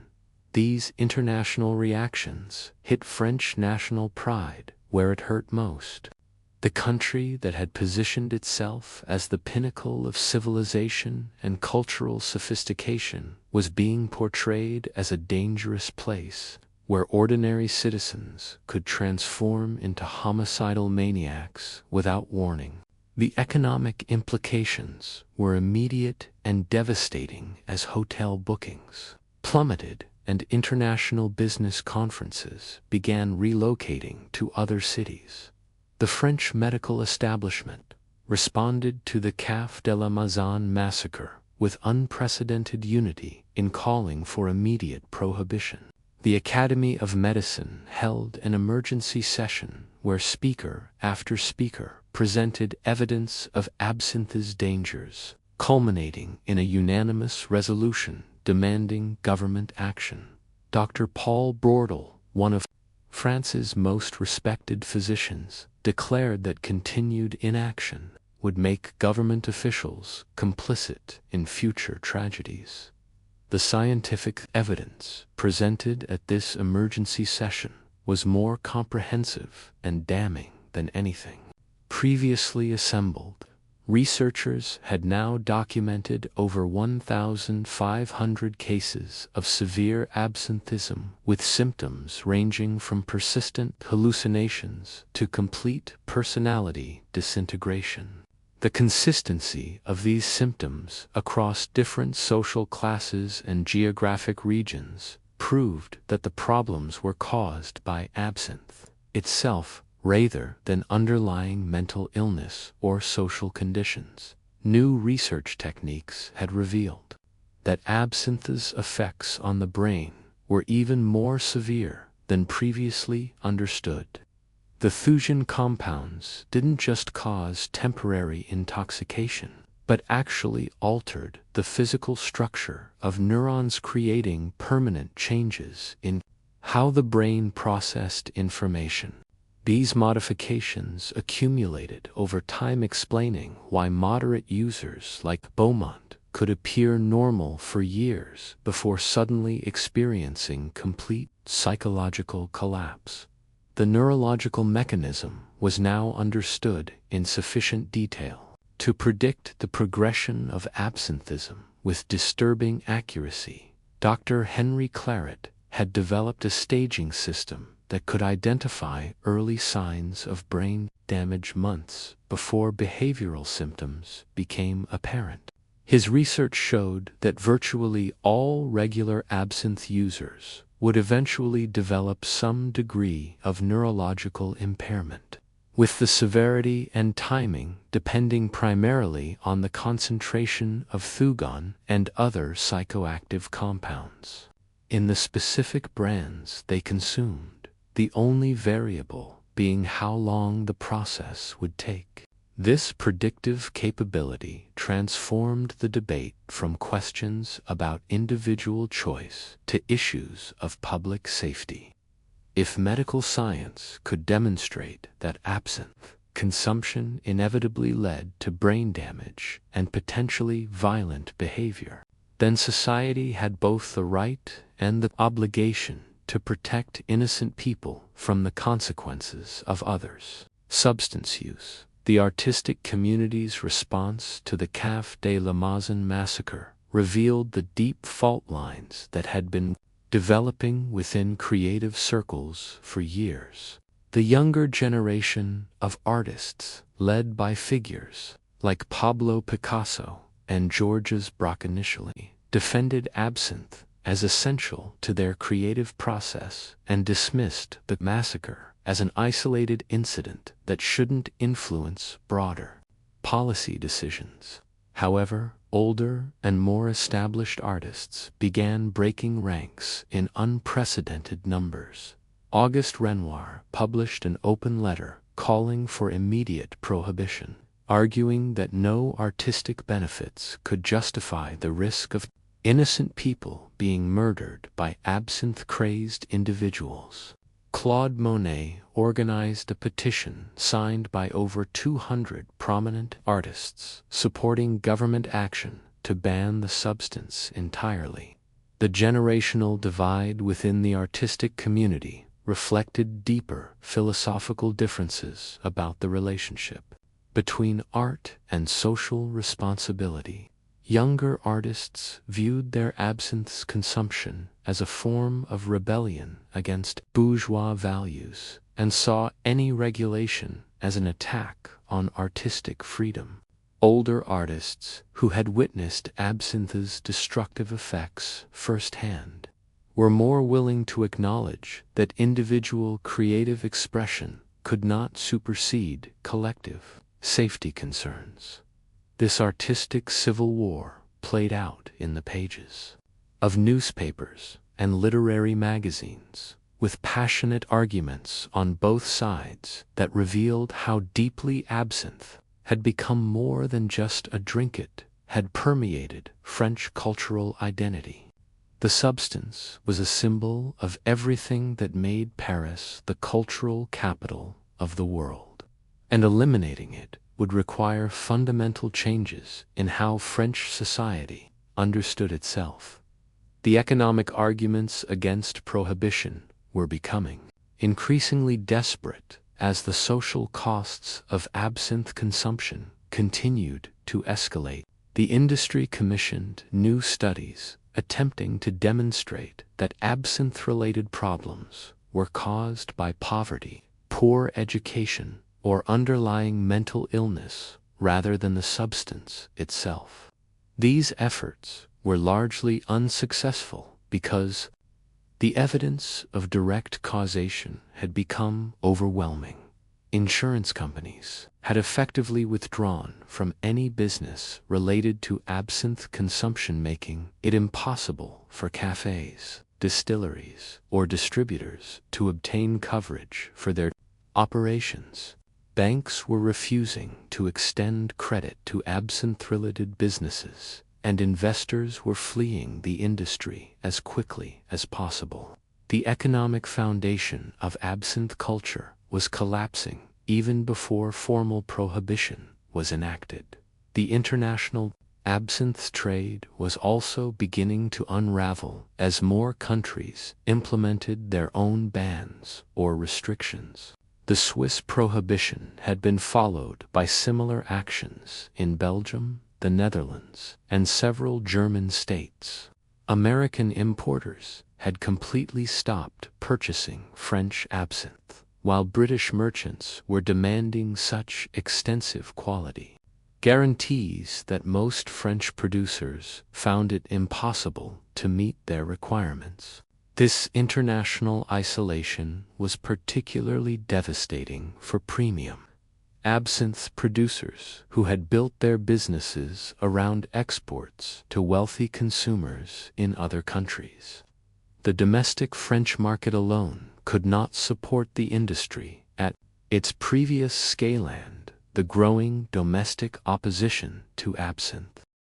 The labor unions representing absinthe industry workers found themselves in an impossible position as their membership faced unemployment regardless of government policy decisions. The economic collapse of the industry was proceeding faster than any political process, making their opposition to prohibition increasingly irrelevant to the actual survival of their members' livelihoods.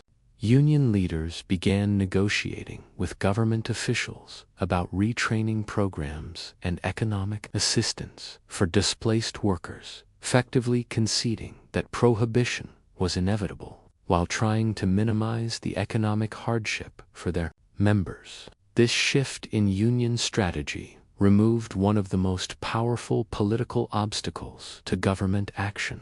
The religious establishment's response to the Café de la Maison massacre was swift and uncompromising. The Catholic Church issued official statements describing absinthe as an instrument of evil that corrupted both individual souls and society as a whole.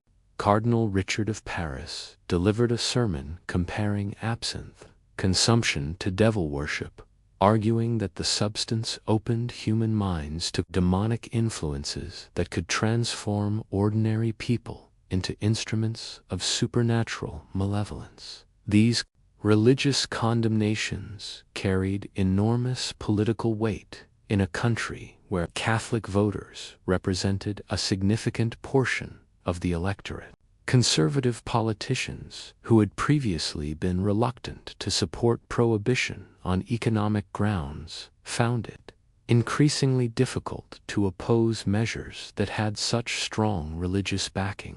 The Protestant churches, while less influential in France, also issued statements supporting prohibition based on their observations of absinthe's effects in other European countries. The rare unity between Catholic and Protestant religious leaders on the absinthe question created a powerful moral coalition that made prohibition seem not just politically expedient, but morally necessary. The international diplomatic pressure on France intensified dramatically following the Café de la Maison massacre. The German government, which had been competing with France for cultural and political leadership in Europe, began using French absinthe consumption as evidence that French civilization was declining into decadence and barbarism. Kaiser Wilhelm II made several public comments suggesting that Germany's restrictions on absinthe consumption demonstrated superior German discipline and moral character compared to French self-indulgence and weakness. These statements infuriated French nationalists who viewed absinthe regulation as essential to defending French honor against German propaganda. The British government took a more diplomatic approach, but made it clear that France's handling of the absinthe crisis would influence broader Anglo-French relations at a time when both countries were trying to build alliances against growing German power. The implication was that France's international credibility was at stake in how it responded to the absinthe problem. American officials were even more direct in their criticism, with President William Howard Taft publicly stating that the United States could not consider France a reliable partner in international affairs, while French society was being systematically poisoned by absinthe consumption. These comments created a diplomatic crisis that required immediate attention from the highest levels of the French government. The military implications of the Absinthe crisis had become impossible to ignore as European tensions continued to escalate. Toward what would become World War I, French military commanders were reporting increasing problems with soldiers who showed signs of absinthe-related cognitive impairment, including difficulty following orders, poor judgment in dangerous situations, and unpredictable emotional reactions under stress. General Joseph Joffre, who would later lead French forces during the early years of World War I, conducted confidential assessments showing that absinthe consumption was undermining military readiness across all branches of the armed services. Soldiers with histories of regular absinthe use were more likely to desert, more prone to accidents during training, and less capable of performing complex tasks that required sustained concentration. The prospect of fighting a major war with an army that had been weakened by absinthe consumption was terrifying to French military leaders, who understood that national survival might depend on the efficiency and reliability of French soldiers. Military arguments for prohibition carried special weight because they connected absinthe regulation directly to national security concerns. Intelligence reports suggested that German military planners were actually counting on French absinthe consumption to weaken French military effectiveness in any future conflict. The idea that France's own cultural traditions were being exploited by potential enemies added urgency to calls for immediate government action. The legal system's struggle to handle absinthe-related crimes was becoming increasingly chaotic, as cases like the Café de la Maison massacre challenged fundamental assumptions about criminal responsibility and mental competence. Traditional legal concepts assumed that defendants could understand the consequences of their actions and control their behavior through rational decision-making processes.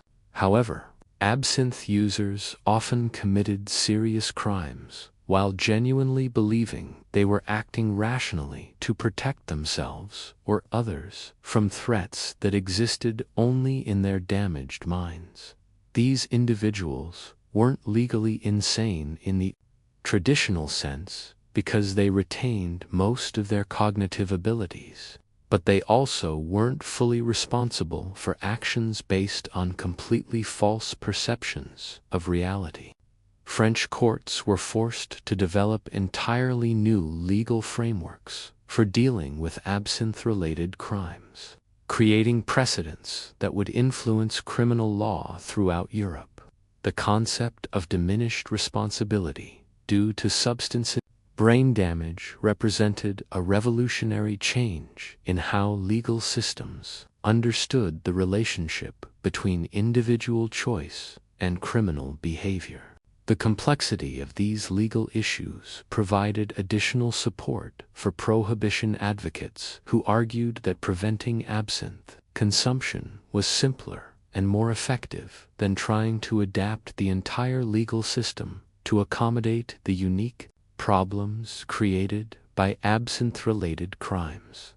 The educational impact of the absinthe crisis was becoming increasingly apparent as teachers reported growing numbers of students whose learning abilities had been compromised by parental absinthe consumption.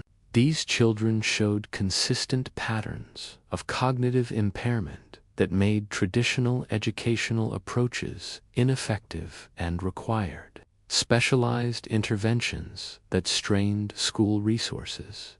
Dr. Alfred Binet, who was pioneering the development of intelligence testing, conducted studies showing that children from absinthe-using families scored significantly lower on cognitive assessments than their peers from non-using families. The differences were most pronounced in areas requiring abstract reasoning, sustained attention, and emotional regulation, exactly the capabilities that were most important for academic success. The implications for France's educational system were staggering. If an entire generation of French children was being cognitively impaired by their parents' absinthe consumption, the country's intellectual and cultural leadership would inevitably decline over time, the prospect of France falling behind other nations due to substance-induced cognitive damage among its youth created powerful incentives for immediate government intervention. Educational reformers who had previously focused on curriculum changes and teaching methods began advocating for prohibition as the most effective way to protect children's intellectual development. Their arguments carried special weight because they were based on empirical evidence rather than moral or political considerations. The medical profession's unity in supporting prohibition was unprecedented in French history.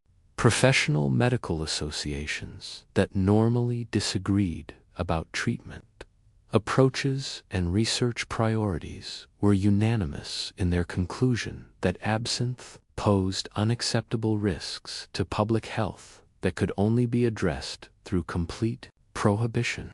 The French Academy of Medicine published a comprehensive report documenting over 3,000 cases of absinthism treated in French hospitals during the previous 5 years.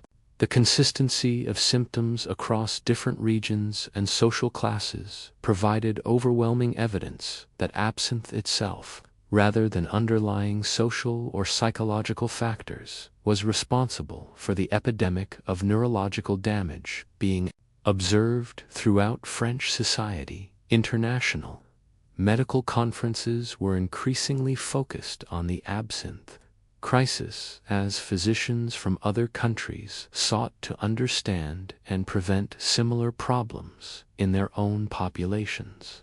French medical researchers found themselves in the awkward position of being world experts on a public health disaster that their own government had failed to address effectively.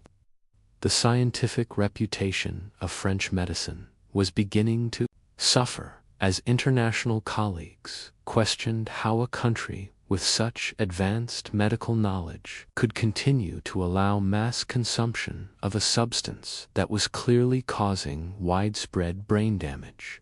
Professional pride became another factor, pushing French physicians toward increasingly militant advocacy for immediate prohibition.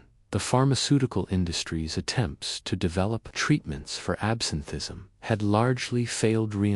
Arguments that prevention through prohibition was the only realistic approach to the crisis.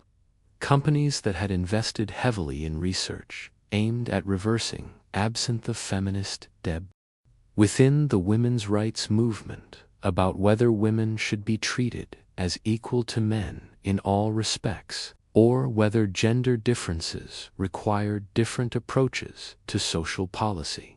This philosophical divide would continue to influence feminist thought long after the absinthe crisis had been resolved. The cultural implications of potential prohibition extended far beyond the immediate question of substance regulation to fundamental issues about the nature of French identity and values. Absinthe had become so deeply embedded in French artistic and intellectual life that eliminating it would require reimagining what it meant to be part of French cultural tradition. The ritual aspects of absinthe consumption had evolved into elaborate ceremonies that connected contemporary French society to historical traditions and cultural values. The careful preparation of absinthe, with its specialized equipment and precise techniques, represented a form of cultural knowledge that had been passed down through generations and had become part of France's intangible heritage. Many French intellectuals genuinely feared that prohibiting absinthe would mark the beginning of a broader cultural decline where France would lose the creative vitality and intellectual courage that had made it the cultural capital of Europe. They argued that the substance had played an essential role in the artistic achievements of the Belle Époque and that eliminating it would reduce French culture to conventional mediocrity. However, the mounting evidence of absinthe's destructive effects was making these cultural arguments increasingly difficult to sustain in the face of scientific evidence and public safety concerns. The question was no longer whether absinthe had cultural value, but whether that value was worth the systematic destruction of human minds that continued absinthe consumption would inevitably cause. The international reputation of French culture was also at stake as reports of absinthe-related violence and madness spread throughout Europe and America. Foreign observers who had once viewed Paris as the pinnacle of civilization and sophistication were beginning to see French absinthe culture as evidence of decadence and social decay. This shift in international perception threatened France's cultural soft power at a time when European nations were competing for global influence and prestige. The country that had given the world the Enlightenment, the Declaration of the Rights of Man, and countless artistic masterpieces, was in danger of becoming synonymous with substance-induced madness and violence. The economic calculations surrounding prohibition were becoming increasingly complex as the true costs of absinthe consumption became apparent.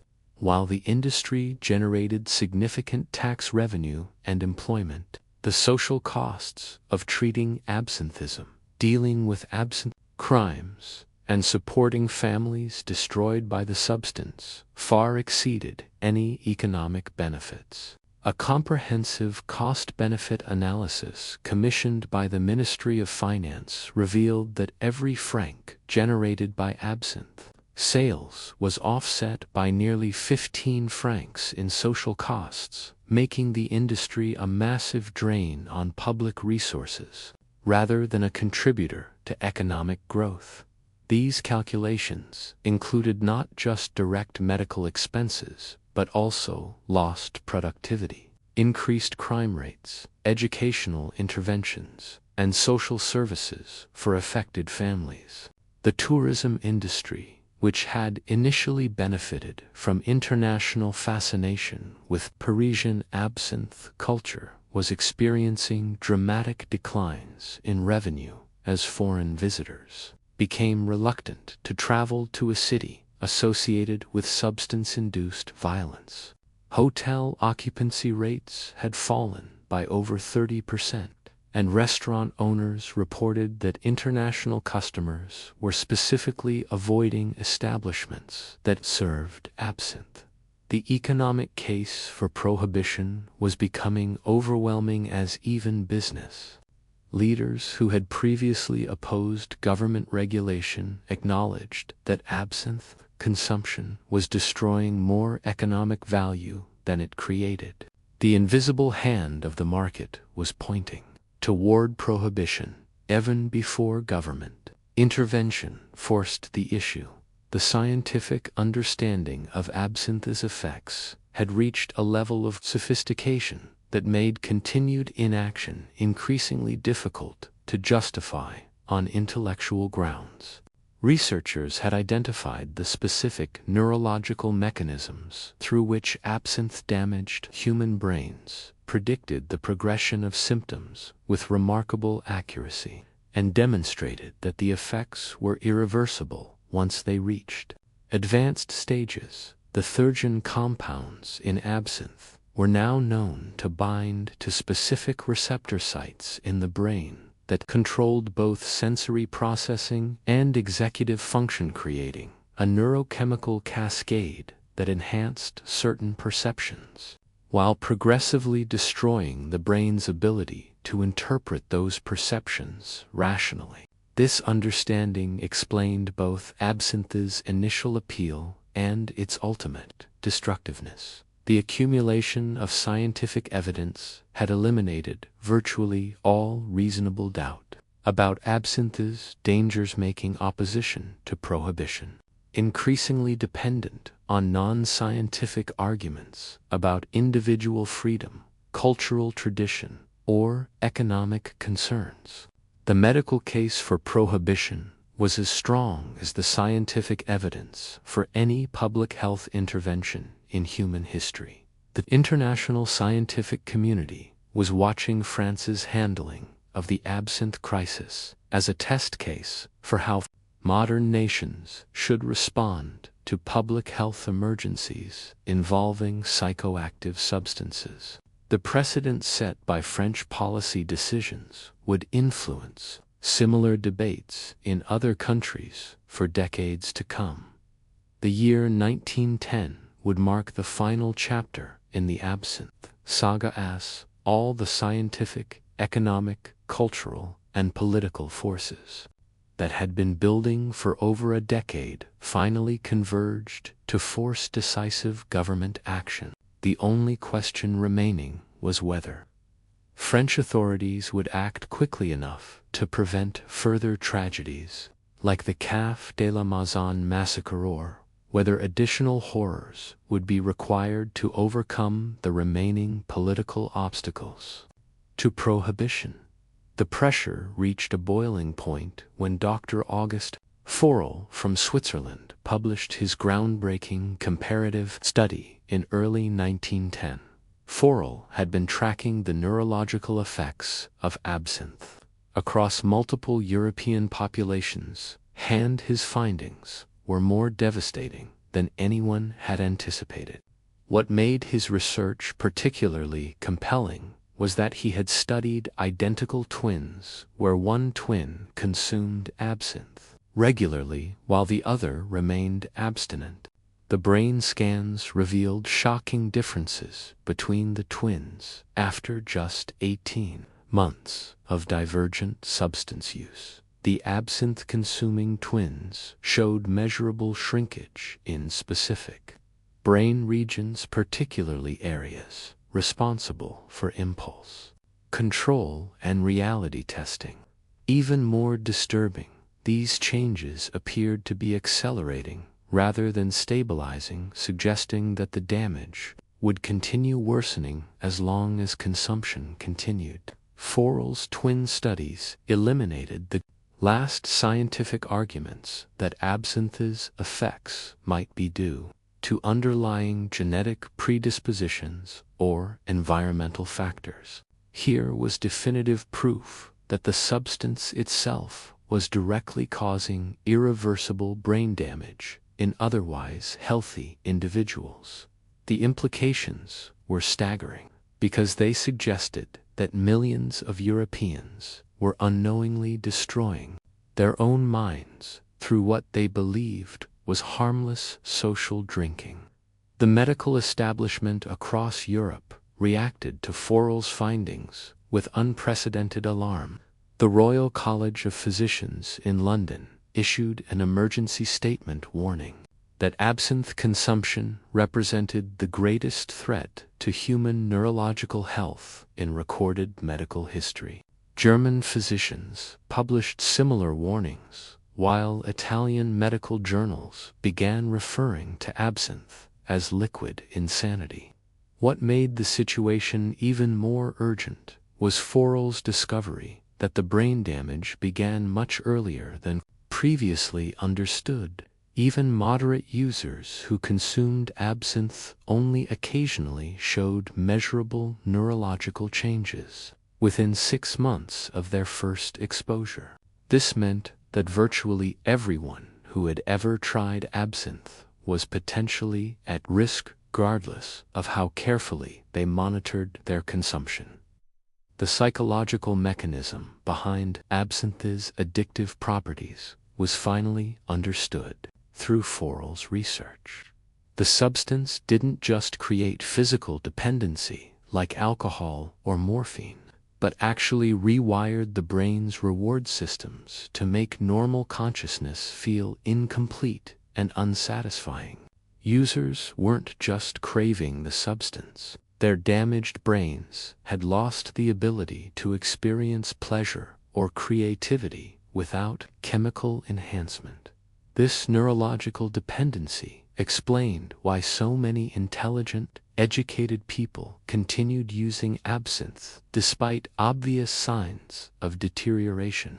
Their brains had been fundamentally altered to require the substance for basic emotional and cognitive functioning, making voluntary abstinence virtually impossible once the addiction had established itself. The French government found itself facing an impossible situation as international pressure mounted while domestic opposition to prohibition remained fierce. President Armand Fallières privately acknowledged that absinthe posed an existential threat to French society, but publicly maintained that any regulatory changes would require extensive consultation with affected industries and cultural institutions. Behind closed doors, government officials were receiving increasingly desperate reports from hospital administrators who were running out of space to house absinthe-related patients. The public health system was being overwhelmed by the sheer volume of people requiring treatment for various forms of absinthism, from mild cognitive impairment to complete psychotic breakdown. The military situation was becoming equally critical, as recruitment officers reported that nearly 40% of potential conscripts showed some signs of absinthe-related neurological damage. The prospect of defending France with an army of cognitively impaired soldiers was terrifying to military commanders who understood that European war was becoming increasingly likely. Intelligence reports suggested that German military planners were actually encouraging French absinthe consumption through covert propaganda campaigns designed to weaken French military capabilities. The idea that France's cultural traditions were being exploited by potential enemies added a national security dimension to what had previously been viewed as a domestic health issue. The economic arguments for prohibition were becoming overwhelming as the true scope of absinthe's social costs became apparent. Insurance companies had calculated that absinthe-related claims were costing the French economy over 200 million francs annually, a sum that exceeded the total revenue generated by the entire absinthe industry by a factor of 8. Banking institutions were reporting increasing defaults on loans to businesses and individuals whose economic productivity had been compromised by absinthe consumption. The substance was creating a cascade of economic disruption that extended far beyond the immediate health costs to affected individuals and their families. The labor movement's position on absinthe had shifted dramatically as union leaders recognized that substance-impaired workers were more vulnerable to industrial accidents and economic exploitation. What had once been viewed as a worker's right to recreational intoxication had now become a source of systemic vulnerability that undermined workplace safety, collective bargaining power, and long-term economic security. Union publications began warning members about the dangers of absinthe, not just to their health, but to their livelihoods and dignity as workers. This reversal marked a decisive turning point in public opinion, as the last bastion of organized opposition to prohibition quietly dissolved under the weight of lived experience and empirical evidence was increasingly seen as a threat to worker safety, and economic security. Strike organizers reported that absinthe-using workers were less reliable participants in labor actions, more easily manipulated by management, and more likely to accept dangerous working conditions without protest. The substance that had once been associated with artistic rebellion was actually undermining the working-class solidarity that was essential to effective labor organizing. The international diplomatic consequences of France's absinthe crisis were escalating beyond mere criticism to actual economic sanctions. Several American states had banned not just absinthe imports, but all French alcoholic beverages, citing concerns about French quality control and public health standards. British merchants were demanding such extensive testing and certification for French exports that many producers found it economically impossible to maintain their international markets. The reputation damage was spreading beyond absinthe to affect France's entire export economy, threatening industries that had no connection to the controversial substance. The German government was using French absinthe consumption as propaganda evidence that French civilization was declining into decadence and moral corruption. Kaiser Wilhelm II made increasingly pointed comments about German cultural and moral superiority, using absinthe as a symbol of everything that was wrong with French society. These international humiliations were particularly galling to French nationalists who viewed their country's cultural achievements as central to national identity and international prestige. The idea that France was being mocked and marginalized because of a single psychoactive substance created powerful political pressure for immediate government action. The artistic community's internal divisions over absinthe were becoming increasingly acrimonious as the evidence of the substance's dangers accumulated. Younger artists who continued defending absinthe were being ostracized by their more established colleagues, creating professional and social tensions that were destroying creative collaborations and artistic institutions. The Société des Artistes Français, one of the country's most prestigious artistic organizations, voted to expel any member who publicly advocated for continued absinthe consumption. This unprecedented action split the artistic establishment and forced many prominent figures to choose between their substance use and their professional associations. Pablo Picasso, who had been one of absinthe's most vocal defenders, quietly reduced his own consumption after several close friends experienced severe psychological breakdowns that appeared directly related to their absinthe use.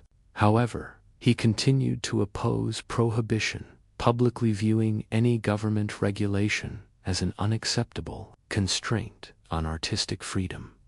The generational divide within artistic circles was becoming more pronounced, as older artists who had witnessed absinthe's long-term effects became increasingly militant in their opposition to the substance. Auguste Rodin organized a group of senior artists who pledged to refuse collaboration with any younger artists who continued using absinthe regularly. This artistic civil war was particularly damaging because it was destroying the mentorship, relationships, and collaborative networks that had made Paris the center of European cultural innovation. The creative community that had produced some of history's greatest artistic achievements was being torn apart by disagreements over substance use. The religious establishment's response to the absinthe crisis was becoming increasingly sophisticated, as church leaders developed theological arguments that went beyond simple moral condemnation. Catholic theologians began arguing that absinthe consumption represented a form of spiritual suicide that violated fundamental Christian Seclin's teachings about the sanctity of human consciousness. Pope Pius X issued a papal encyclical specifically addressing the absinthe crisis, describing the substance as an instrument of Satan designed to corrupt the divine gift of human reason. This official church position carried enormous weight in a predominantly Catholic country and created irresistible pressure for Catholic politicians to support prohibition. Protestant churches throughout Europe followed with similar condemnation. Rare ecumenical unity on a social policy issue. The theological argument that absinthe consumption violated religious obligations to preserve God-given mental faculties resonated powerfully with religious voters across denominational lines. The moral dimension of the absinthe debate was further complicated by growing evidence that the substance was being used to facilitate sexual assault and other violent crimes. Police reports documented increasing numbers of cases where absinthe had been used to incapacitate victims or where perpetrators claimed absinthe-induced hallucinations as justification for their actions. The legal systems struggle to handle these cases was creating public safety concerns that extended far beyond the immediate effects of absinthe consumption. Traditional concepts of criminal responsibility were breaking down as more defendants claimed diminished capacity due to substance-induced brain damage.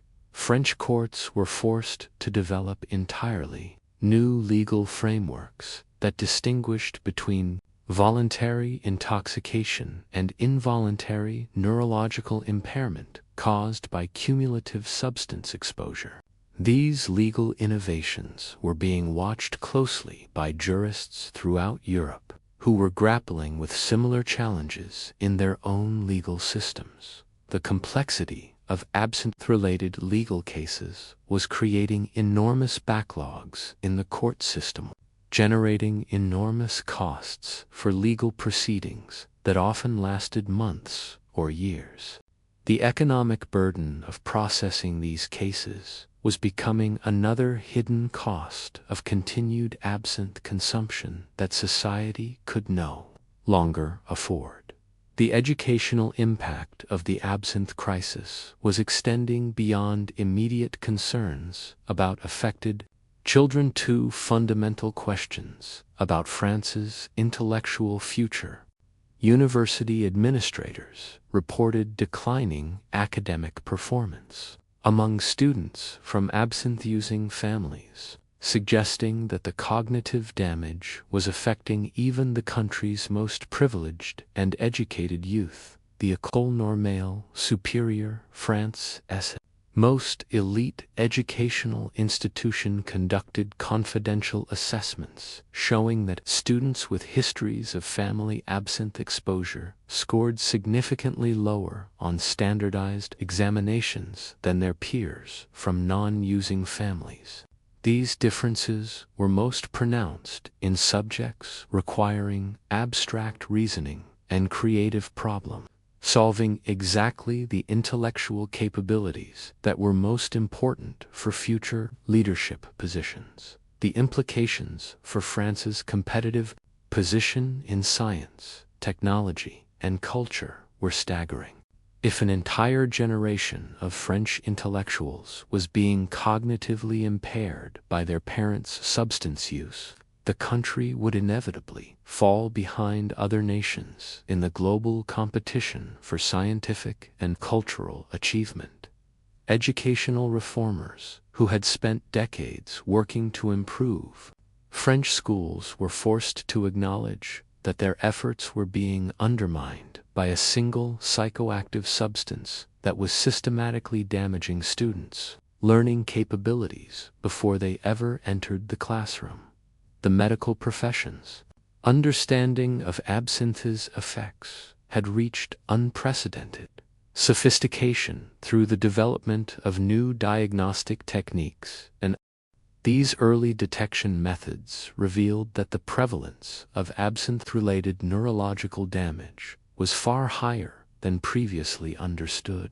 Population surveys suggested that over 30% of regular absinthe users showed measurable cognitive impairment, while even occasional users demonstrated subtle changes in brain function that could progress to more serious problems over time.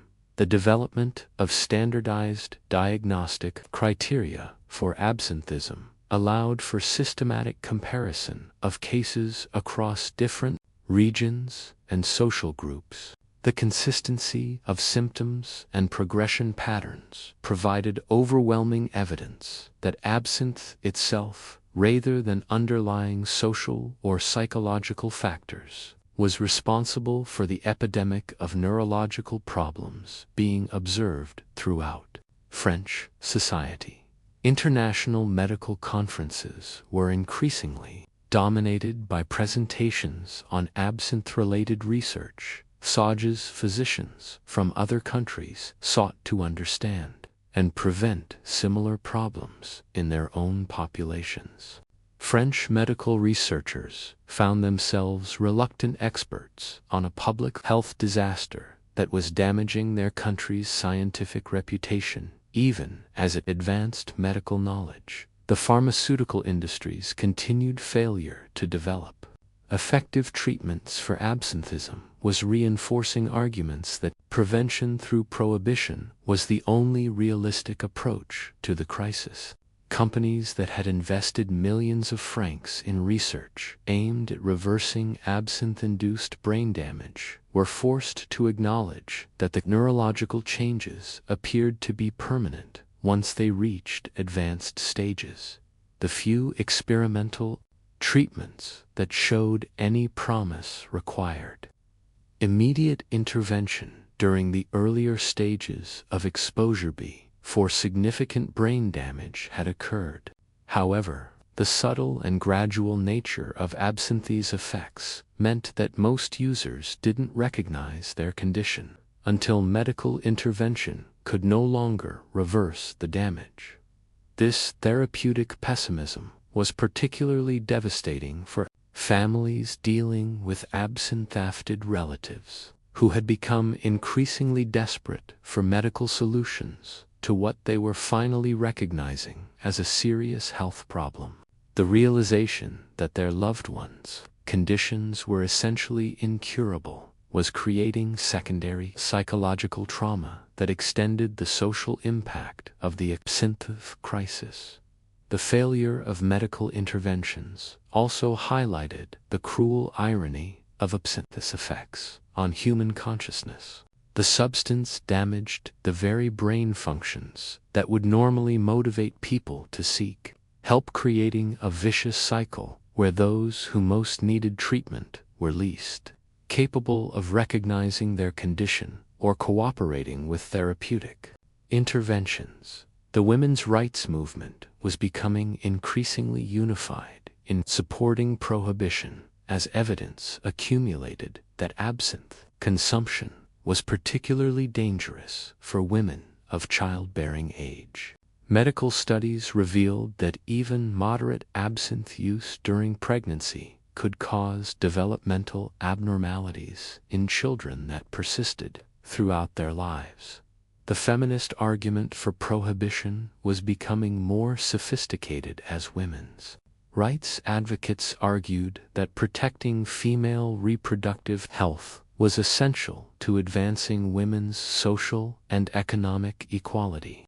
They maintained that substance-induced cognitive impairment among women undermined efforts to demonstrate female intellectual capabilities and professional competence. However, a minority of feminist voices continued to argue that prohibition represented paternalistic government interference that treated women as incapable of making rational decisions about their own bodies and lives. These debates reflected deeper philosophical divisions within the women's rights movement about the relationship between individual autonomy and collective welfare. The discovery that absinthe exposure could affect unborn children provided prohibition. Advocates with their most emotionally compelling arguments about intergenerational justice and social responsibility. The idea that adult substance use choices were condemning innocent children to lives of cognitive impairment resonated powerfully across political and cultural lines. The cultural implications of potential prohibition were becoming more complex. As French society grappled with fundamental questions about the relationship between artistic achievement and consciousness alteration, the romantic notion of the tortured artist whose suffering produced transcendent beauty was being challenged by scientific evidence that substance-induced suffering actually diminished rather than enhanced creative capabilities. Art historians were beginning to re-examine the artistic achievements of the Belle Époque period to determine whether absinthe had genuinely contributed to creative breakthroughs or simply created the illusion of enhanced creativity while actually limiting artistic development. These scholarly investigations were revealing that many celebrated works had been created during periods of sobriety rather than absinthe intoxication. The realization that absinthe might have hindered rather than helped artistic achievement was profoundly disturbing to French intellectuals who had built their identities around the mythology of chemically enhanced creativity. The possibility that their cultural heroes had succeeded despite rather than because of their substance use challenged fundamental assumptions about the nature of artistic genius. International observers of French culture were increasingly viewing absinthe consumption as evidence of cultural decline rather than sophisticated artistic sensibility. The substance that had once symbolized Parisian creativity and intellectual courage was becoming associated with self-destructive decadence and social irresponsibility. The economic calculations surrounding prohibition were becoming increasingly precise as economists developed more sophisticated methods for measuring the social costs of substance abuse. The hidden expenses associated with absinthe consumption were far greater than anyone had previously understood, including reduced economic productivity, increased healthcare costs, higher crime rates, and diminished educational outcomes. A comprehensive economic impact study revealed that absinthe consumption was reducing French gross domestic product by approximately 3% annually, a staggering sum that exceeded the economic output of several smaller European countries. These calculations included not just direct costs, but also opportunity costs, representing economic value that was never created due to substance impaired human capital. The tourism industry's decline was accelerating as international visitors became increasingly reluctant to travel to a country associated with substance-induced violence and social disorder. Hotel operators reported that even business travelers were avoiding Paris when possible, preferring to conduct their affairs in cities that were perceived as safer and more stable. The reputational damage to French exports was spreading beyond alcoholic beverages to affect luxury goods, fashion, and cultural products that depended on France's image as a center of sophistication and refinement. The economic multiplier effects of the absinthe crisis were threatening industries that had no direct connection to the controversial substance. That the scientific consensus supporting prohibition had become so overwhelming that continued governmental Inaction was increasingly viewed as willful negligence of public health responsibilities. Medical journals throughout Europe were publishing editorials questioning whether French authorities were competent to govern a modern society, given their failure to address such a clear and present danger to public welfare. The international scientific community was beginning to view France as a cautionary example of how not to respond to public health emergencies involving psychoactive substances. The precedent being set by French policy decisions would influence similar debates in other countries for decades to come, making the stakes of the prohibition decision much larger than immediate domestic concerns. Research institutions in other countries were conducting their own studies of absinthe's effects, generally confirming the French findings, while reaching even more alarming conclusions about the substance's dangers.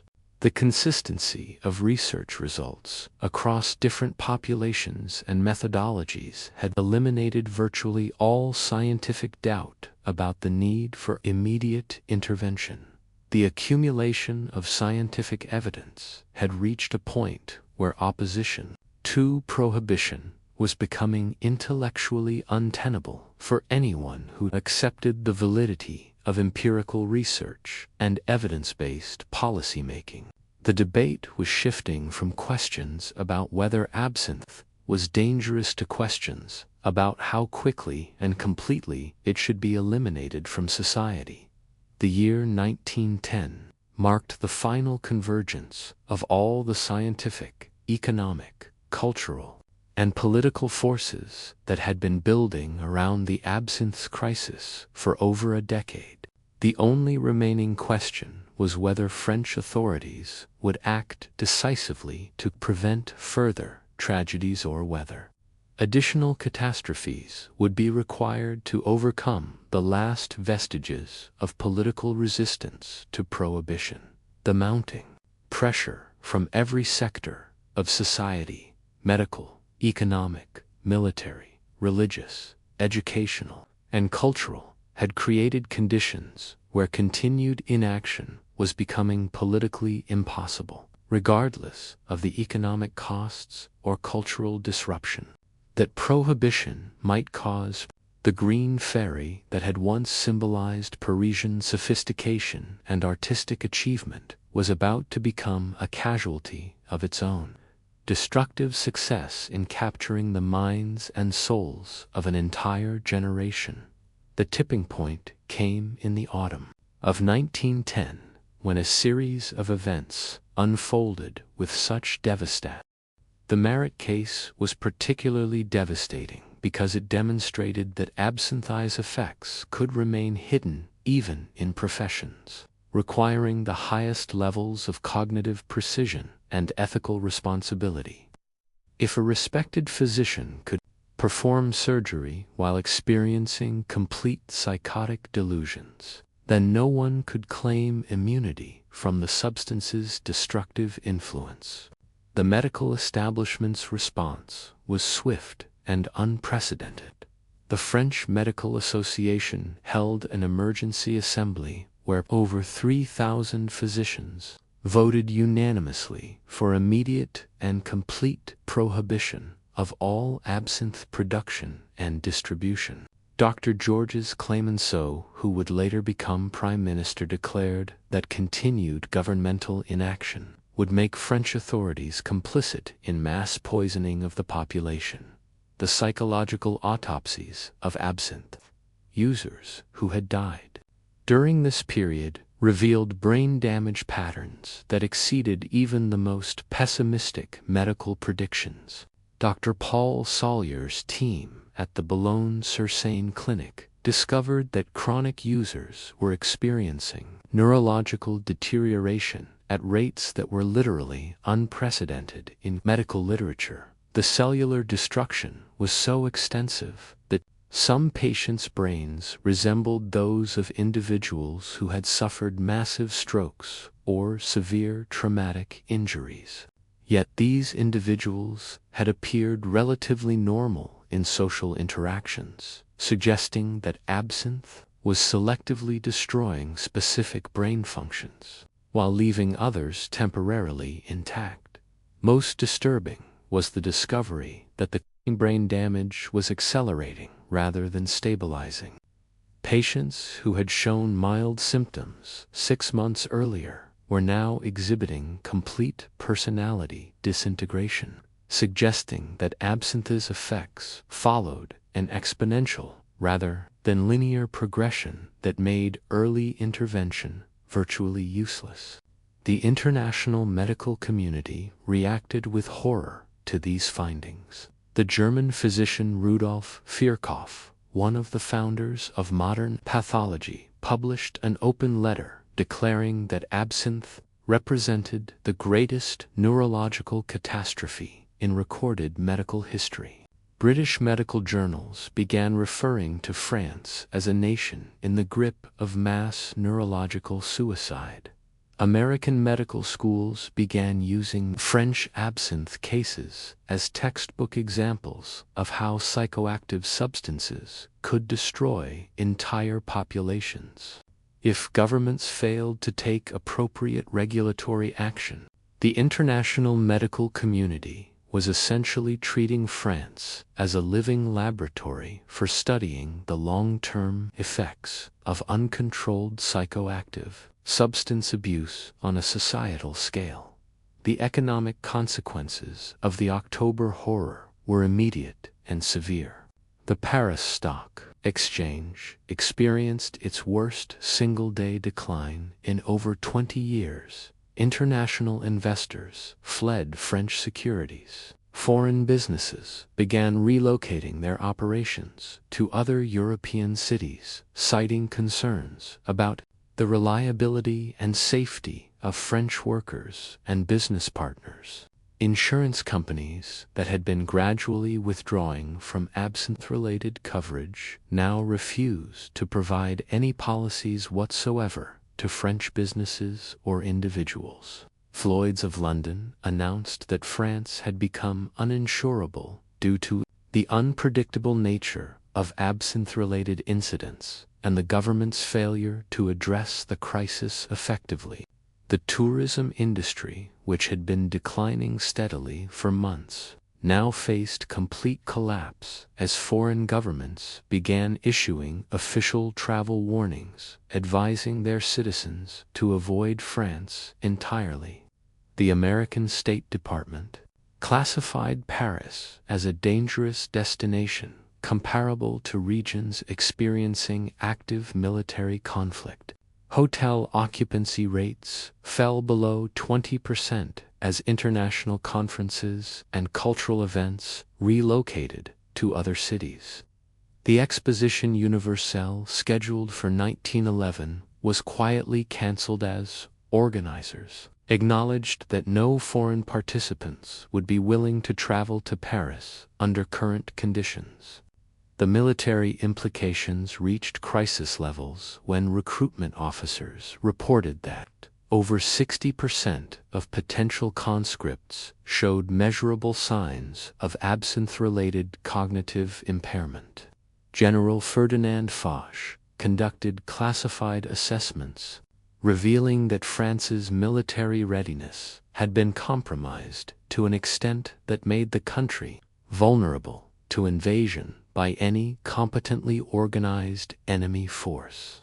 Intelligence reports confirmed that German military planners were indeed counting on French absinthe consumption to weaken French defensive capabilities. Captured documents revealed detailed German assessments of how absinthe-related neurological damage was affecting French military personnel at every level of command. The prospect of defending French territory with an army composed largely of cognitively impaired soldiers was so terrifying that military commanders began privately discussing whether France should seek protective alliances with other powers, rather than rely on its own defensive capabilities.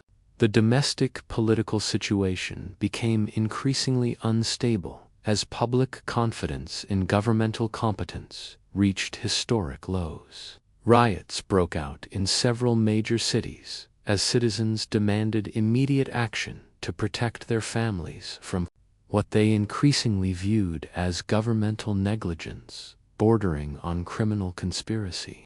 The Socialist Party, which had previously opposed prohibition on grounds of individual liberty, reversed its position after party leaders recognized that absinthe consumption was systematically destroying the working-class consciousness that was essential to their political movement. Substance-impaired workers were proving incapable of organizing effective resistance to economic exploitation. Conservative politicians who had resisted prohibition due to economic concerns found themselves facing electoral annihilation as voters blamed them for the crisis that was destroying French society. The Catholic vote, in particular, was mobilizing around prohibition as a moral imperative that transcended traditional political divisions. President Armand Fallières found himself trapped between international humiliation and domestic political collapse.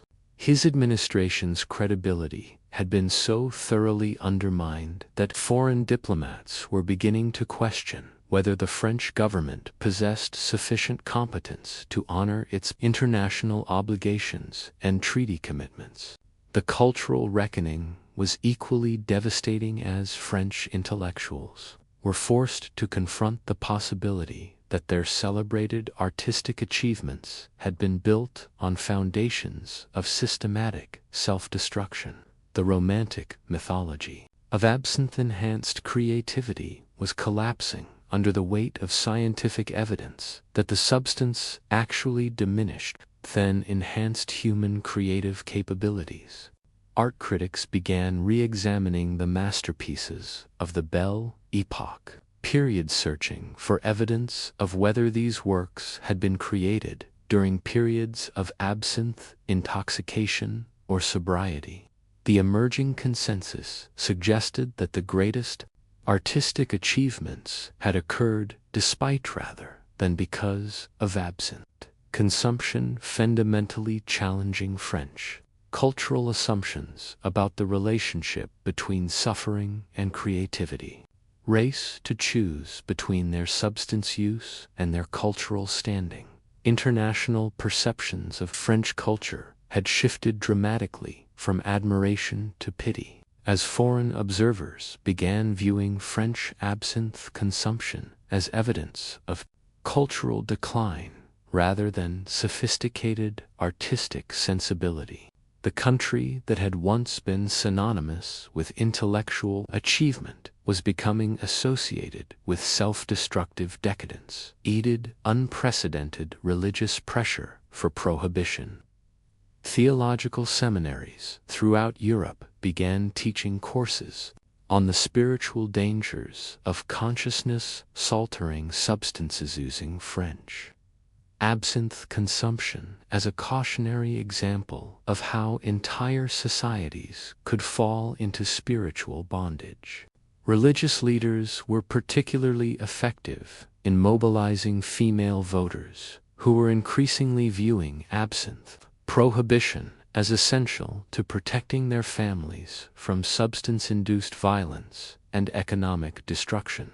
The women's auxiliary organizations of various churches became some of the most vocal and organized advocates for immediate government action. The legal system's complete inability to process absinthe-related cases effectively had created a crisis of confidence in French jurisprudence that was undermining the rule of law itself. Courts were so backlogged with cases involving defendants whose mental competence was questionable that ordinary criminal proceedings were being delayed for months or years. The development of new legal frameworks for addressing substances-induced diminished capacity had created enormous complexity and uncertainty in criminal proceedings. Defense attorneys were increasingly successful in arguing that their clients could not be held responsible for actions committed while suffering from absinthe-induced brain damage. This legal chaos was creating a sense that French society was becoming ungovernable. As traditional mechanisms for maintaining social order broke down, and so the Green Fairy's reign of terror came to an end. On August 28, 1914, just weeks before the outbreak of World War I, France finally banned absinthe completely. By then, the damage was incalculable. An entire generation had been cognitively crippled, artistic communities destroyed, and French culture forever changed. The substance that had once symbolized Parisian sophistication became a cautionary tale about the dangers of prioritizing individual pleasure over collective survival. Today, as we face new challenges with consciousness-altering substances, the absinthe crisis reminds us that sometimes the most beautiful poisons are also the most deadly.